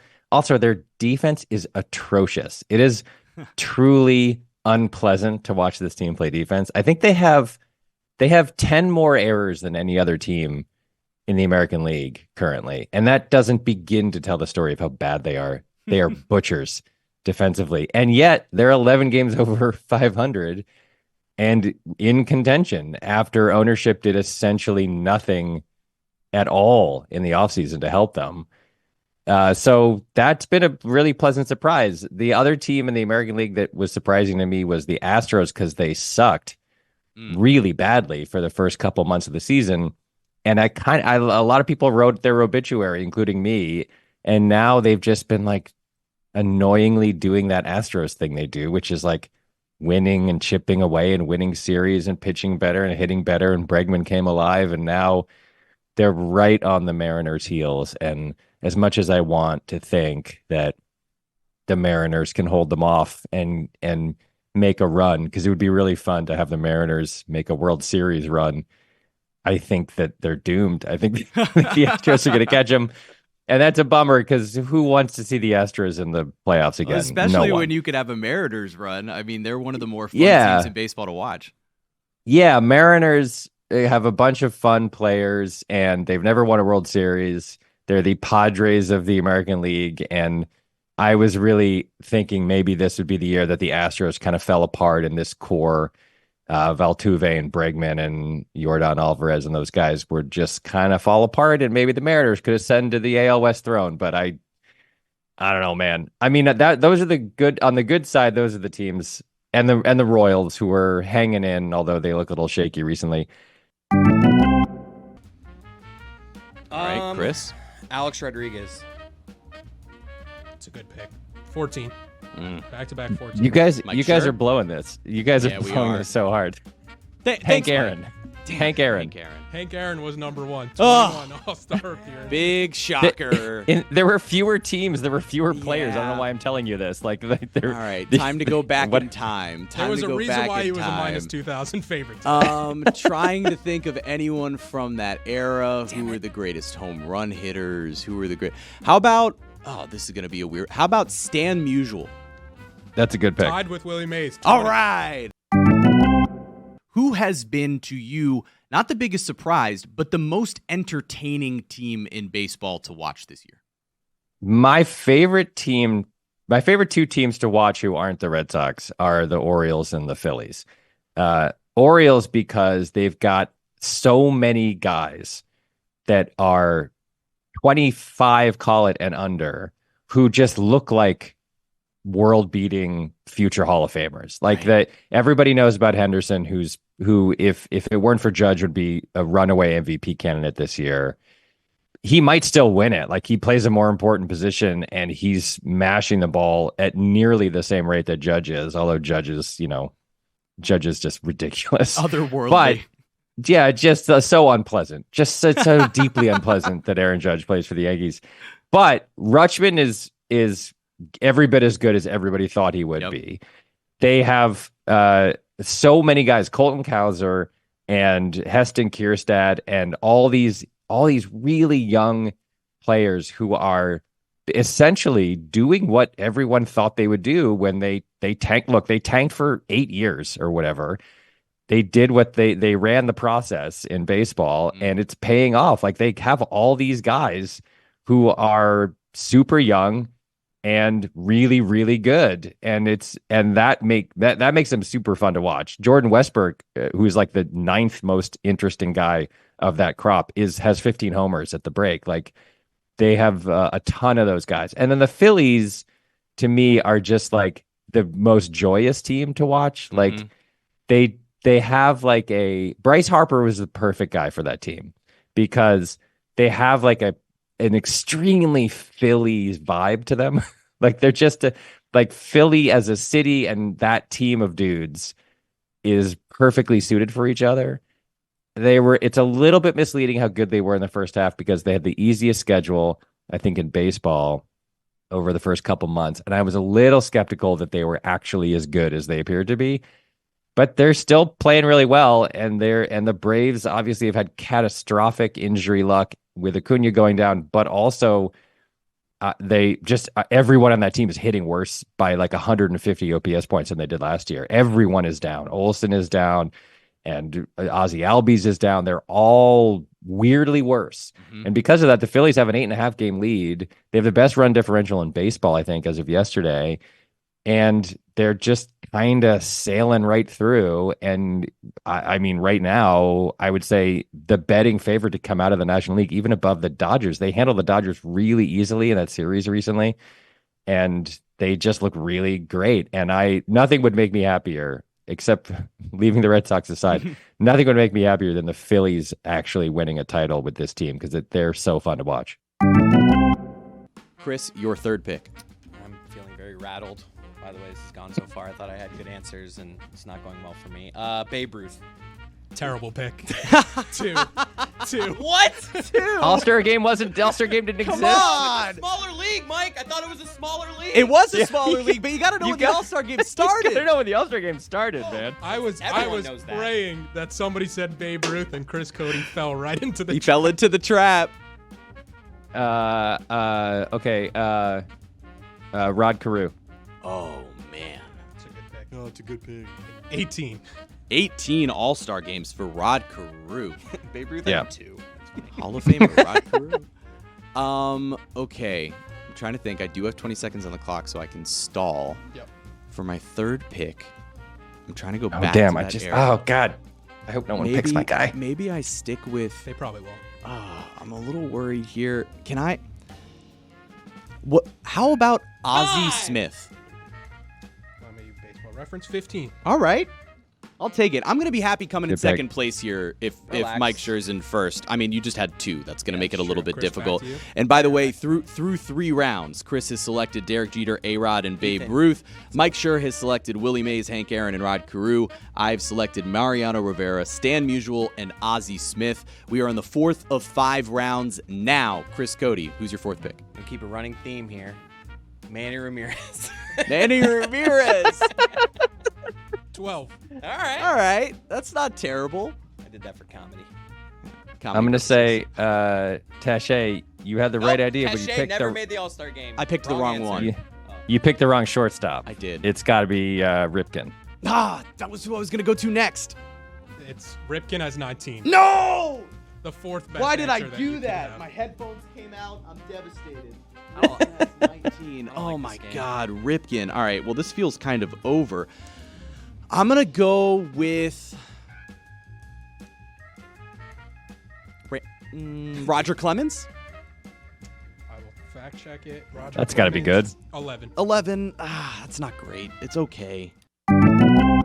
Mike, the final question of our interview here for you. A couple weeks before the deadline. I know we're celebrating the All-Star game tonight, but a couple of weeks before the trade deadline, I'm wondering, are there any teams that you look at that you think are competitive, are playoff teams, but you could see them making a move that could then catapult them into actual World Series contention? And if so, what would that move be? Who would you like to see them target? Well, yeah, there's a lot, obviously. I mean, the Orioles don't really need to do anything, but I think they will because I think they sense blood in the water. The Yankees have been pretty bad in the last month or two. They have a ton of prospects that they can trade that they don't really need. And, you know, I don't know who the pitchers are who are going to be available, but I think the Orioles right now are one really good starting pitcher short of being a real World Series contender. I think they'll do something in the pitching market. I think the Guardians are another. The Guardians are very quietly sailing right on through with the best record in the American League. Yep. I don't think anyone, including me, really buys them as a World Series team yet. I think they need some help. Then there's the teams like, you know, there's like the Brewers. Like, do the Brewers do something? The Brewers are likely going to win the NL Central, but what are the betting odds for the Brewers to make the World Series right now? Like, I don't think anyone thinks they're better than the Phillies or the Dodgers. I don't think anyone thinks they're honestly better than the Braves, even in the Braves weekend conditions. So I think the contenders, those 3 contenders, I would imagine will try to do something. The bigger question for me is these marginal teams, right? The Twins, the Red Sox, like the Cardinals, the Padres, these like marginal teams, are they buyers or sellers? It's the same question every year. I think I can tell you right now that if the Red Sox became sellers, there would be a rebellion in greater New England because the ownership did nothing to help this team in the offseason. They announced, the actual phrase they used was, we're going full throttle. And apparently full throttle meant do nothing. just absolutely stand pat. And against all odds, they're in playoff contention. So I think you're going to see them do something. But I don't know. I think there's a lot of teams that feel like they're in playoff contention, but kind of know that they're not really better than the best teams in the league. I think most of those teams will sense that it's a seller's market and are going to bail and kind of unload a bunch of veterans, because I think that there are a lot of I think the Orioles, the Guardians, potentially the Mets, who were still hanging around, are more desperate to make the playoffs than some of these other mid-market teams, the Royals and the Rangers and the whoever. So I think you're going to see I'm predicting a lot of movement, and I think a lot of movement from the marginal teams to the contenders. I think the contenders are all going to go for it. And I hope that's true, because there's nothing more fun than an exciting trade deadline day. It's like the most fun thing in sports. Does Mike have like 4 of the 5 best top answers? Yeah, I'm pretty sure he's right, nailing the entire top of the board. And just so we know, through 4 rounds, we're about to enter round number 5 through 4 rounds. Derek Jeter, Alex Rodriguez, Babe Ruth, and Manny Ramirez on Chris's side here. Mike Schur has Willie Mays, Hank Aaron, Rod Carew, and Cal Ripken Jr. And I have Mariano Rivera, Stan Musial, Ozzie Smith, and Roger Clemens. It sort of feels like this is already solidified. But Chris, why don't you go ahead and with your 5th pick? Like taking a picture is just not the way. Yeah. I'm going to go Randy Johnson. What? Randy Johnson, 10. All right. That's not bad. Slow and steady. That's me playing this All game. right. Mike Why did you say that? Why did you say that taking a picture wasn't the way, and then take a picture? Because I was like, I'm already like it's the 5th pick. Like I'm already out of it. Like Comedy, Mike. Yeah, comedy. Speaking of, Mike Schur, who's your 5th pick? All right, I'm going hometown. I'm going Red Sox. The question is it Yaz or Williams? And because Williams lost 5.5 years to 2 different wars, I am going to say that it is the 23-year career of Carl Yastrzemski provided more All-Star games. Yastrzemski, 18. Oh, Just the my absolute gosh. clinic right now. You by just Mike put Schur. on a clinic. All right, well, I guess I'll go with your other guess. Ted Williams. Loser. Ted Williams was a very good pick. 17.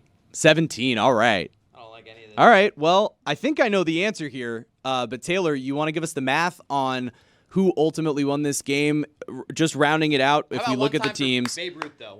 One time for Babe Ruth. How about that? One We time can all for agree should have been more than 2 Sultan the times, right? SWAT. We can all agree on that. More nicknames than All-Star appearances. Derek Jeter, A-Rod, Babe Ruth, Manny Ramirez, and Randy Johnson. That's Chris's team. Willie Mays, Hank Aaron, Rod Carew, Cal Ripken Jr., and Carl Yastrzemski for Mike Schur. And Mariano Rivera, Stan Musial, Ozzie Smith, Roger Clemens, and Ted Williams for yours truly. Taylor, what were our point totals? The final tally in 3rd place with 52. Chris Cody. Chris Cody. Clap it up. I'm trying to find a good 3-time All-Star. In 2nd place, Jeremy Taché, 76. All right, I'll take it. And in 1st place, again, a clinic, Mike Schur, 96. Wow. If you look at the big board, it was Hank Aaron, Willie Mays, Stan Musial, Cal Ripken Jr., Rod Carew, and Carl Yastrzemski. Oh my God! So he got, I got 5 5 out of the- 6? That's insane! How did you do that? That's ridiculous. At Look, least I got one of them. When Willie Mays died, the thing that everybody said was he had the all-time record for most All-Star appearances with 24, tying Hank Aaron, I think, or whatever, or 21, tying or beating Hank Aaron or whatever. That's So it was like amazing. those 2 picks were easy, and then Yaz played forever, and Ripken played forever, and made every All-Star game of the on Iron reputation alone. So, and I just picked guys who had 23-year careers who were Hall of Famers, and figure that was the way to go. Congratulations on putting on a clinic. You not only have expertise in the modern game, but you also have expertise here in all of Major League Baseball history. I'm just proud because the gap between me and you was smaller than the gap between me and Chris Cody. So I'm going to go ahead and group us together on this one as opposed to me I and think Chris Cody here. former Red Sox third baseman Scott Cooper made 2 All-Star games, so the same number as Babe Ruth. That's ridiculous. Scott Cooper and Babe Ruth, same category here. Jeremy Taché returns to the show. You just heard his baseball segment there, and I appreciate you following the sport, so I don't have to. You're very welcome. And it's a Midsummer Classic. It's a big deal. You probably covered this. I'm not going to listen, so I'm asking you directly. Did they change anything about the home run derby? Was it like a... Whoa, I recorded it. Spoiler alert. Oh, okay. I can tell you about the structure of it without spoiling it for you. Does that work? No, it's boring. You can just talk about it. Okay. What was it? Yeah. What did they do? Did they do anything differently? Yeah. So the first was anyone annoyed with it? Because we did this entire show, and this is all abridged to get to the worst national anthem of all time. Right. Trust me, we'll cover that here in this post game show. But everybody that I knew that was in my circle was consumed with the video game dropping last night, and I have never heard less about a home run derby, so much so that I don't even know what the rule changes might possibly be, if there were any at all. So there were rule changes, as there kind of seem to be every single year with the home run derby. It feels like they're constantly trying to tweak it, but it was actually super competitive and really entertaining. The first round, every single hitter was not in a bracket. They were just competing against each other. So it was 8 hitters, and they had either 3 minutes or 40 pitches, which when you work out the amount of time, it's just about the same. The reason they kept it to 40 pitches was just so that you didn't have anybody basically speed swinging through the entire thing, able to out-homer somebody else. It ended up seeming unnecessary, but that was just to make sure that no one got too many swings. It was guaranteeing that everybody had the same amount of pitches that they could see. And I think what that did is it made the pitchers that much more important because it wasn't outs. It was the most important pitchers have ever been. I'm out on that because this contest, as long as I've seen it, isn't so much about how far you can hit the ball and how consistently you can do that. It's how good your pitcher is. It does help. Look, having a good pitcher really matters in this one, and you saw multiple examples. Billy, since you recorded it, I won't tell you specifically who suffered or who gained from a good pitcher. Best pitcher of all time, currently, Robinson Cano's dad. Cano's dad was the best. That old man lobbing up pitches to Josh Hamilton. Well, that was also an all-timer. But what was good is this was a really competitive derby. So, like, the first round, you had several guys within just a couple of home runs of each other trying to advance to the next round. You had upsets in that first round based off the betting odds. And then from there, it was cool because everyone kind of learned what the strategy needed to be, how they could handle their bonus pitches, how home run distance could be able to factor into all of that. And so in the end, it ended with basically in the final few seconds, seeing whether or not the guy who went second in the championship round could homer in his final few pitches to get there. And it ended within a homer of each other. It was really, really entertaining and really, really fun. Billy, can you just shut your ears for a second to cover them up? Was DJ Irie there? I did not see DJ. Really? I didn't see him this year. First time in a long time. It was the guy from wasn't SNL that's clearly trying to do a lot of marketing with baseball because he's Hispanic. What's his name? the Marcelo? dude, the dude from down here. Yeah, he's like clearly his agent is getting him involved in baseball. Good He's for in a him. commercial. Yeah. He was doing like the intros for everybody. Who won? I'll cover your ears. Teoscar Hernandez. It seemed like every team. Mike, you look like you don't know who that is. Is that one person or two? It seemed like every team that was represented had their second best home run hitter in the competition. That's Dodgers, funny, right? Ohtani wasn't in it. Phillies, Harper wasn't in it. It was just like that is who's kind the of a funny second point. best home run hitter on your Alec Boehm team? was great though. He was really fun. Yeah. And what was awesome is every time that the cameras went up in the TV production element toward one of the players, they kept all the microphones on, and so you could kind of hear their side conversations. And Alec Boehm, when he advanced to the second round, he had a moment where he's just like, just like everyone expected, but just talking to himself. It just happened to be that the camera was near him. And so he had some funny moments. I think people really enjoyed getting to see some of the personalities there and the bonding between the players that stuck around to watch all of it. So for me, it was the perfect setup for tonight's All-Star game with Paul Skeens on the bump. I'm stoked for that. So I did it, as I mentioned, I didn't hear anything about the home run derby until right now. However, I did see one thing. One thing transcended this event so much that it was shared in group chats all across America. And at one point while we were playing CFB 25, someone just put it up to the headset and said, listen to this. This is indeed, Fergie is off the hook, the worst national anthem I have ever heard. Who is this? She was Ingrid Andres. She still is. She is I guess, for now. Well, I'm asking you because you usually know like these contemporary singers. I've never heard of Ingrid Andres. They said she was a 4-time Grammy-nominated country singer. And didn't sound like she is bad at You guys want to hear the whole thing or just the parts that I marked for? No, whole thing. Okay. Whole thing. Let's do this. Oh, say can you see by the dawn's early light what so proudly we hailed by the twilight's last gleaming, whose broad stripes and bright stars through the perilous fight o'er the ramparts we watched were so gallantly streaming, and the rockets' red glare, the bombs bursting All the fireworks. in air,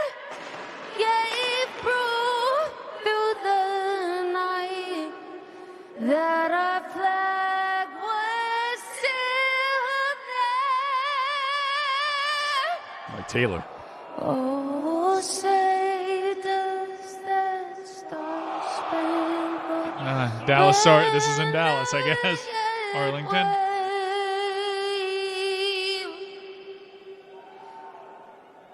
Or the land of the free. Yikes. Yikes. And the home of the brave. God bless America. Sounded like someone was poking her in the armpit at the end of every line. Like, Goes without saying. I'm not going to say it. It goes without saying. Or the land of the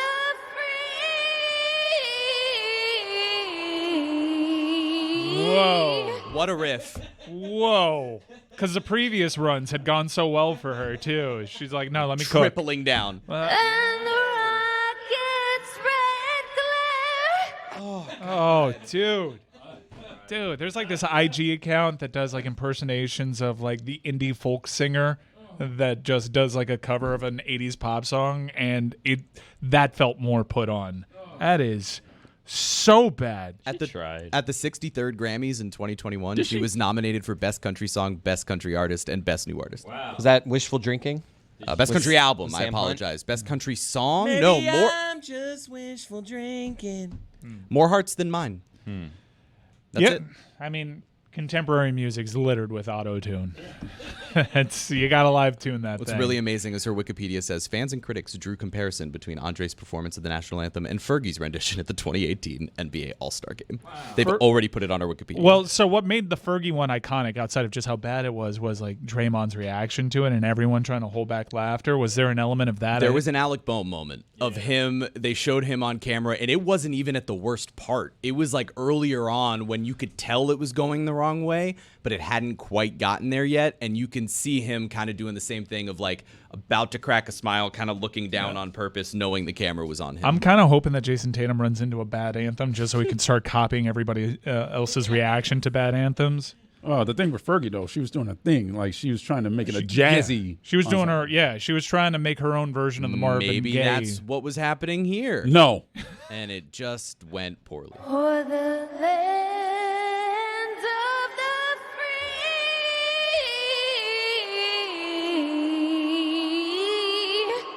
And the home of the brave. Good for her. We know her name now.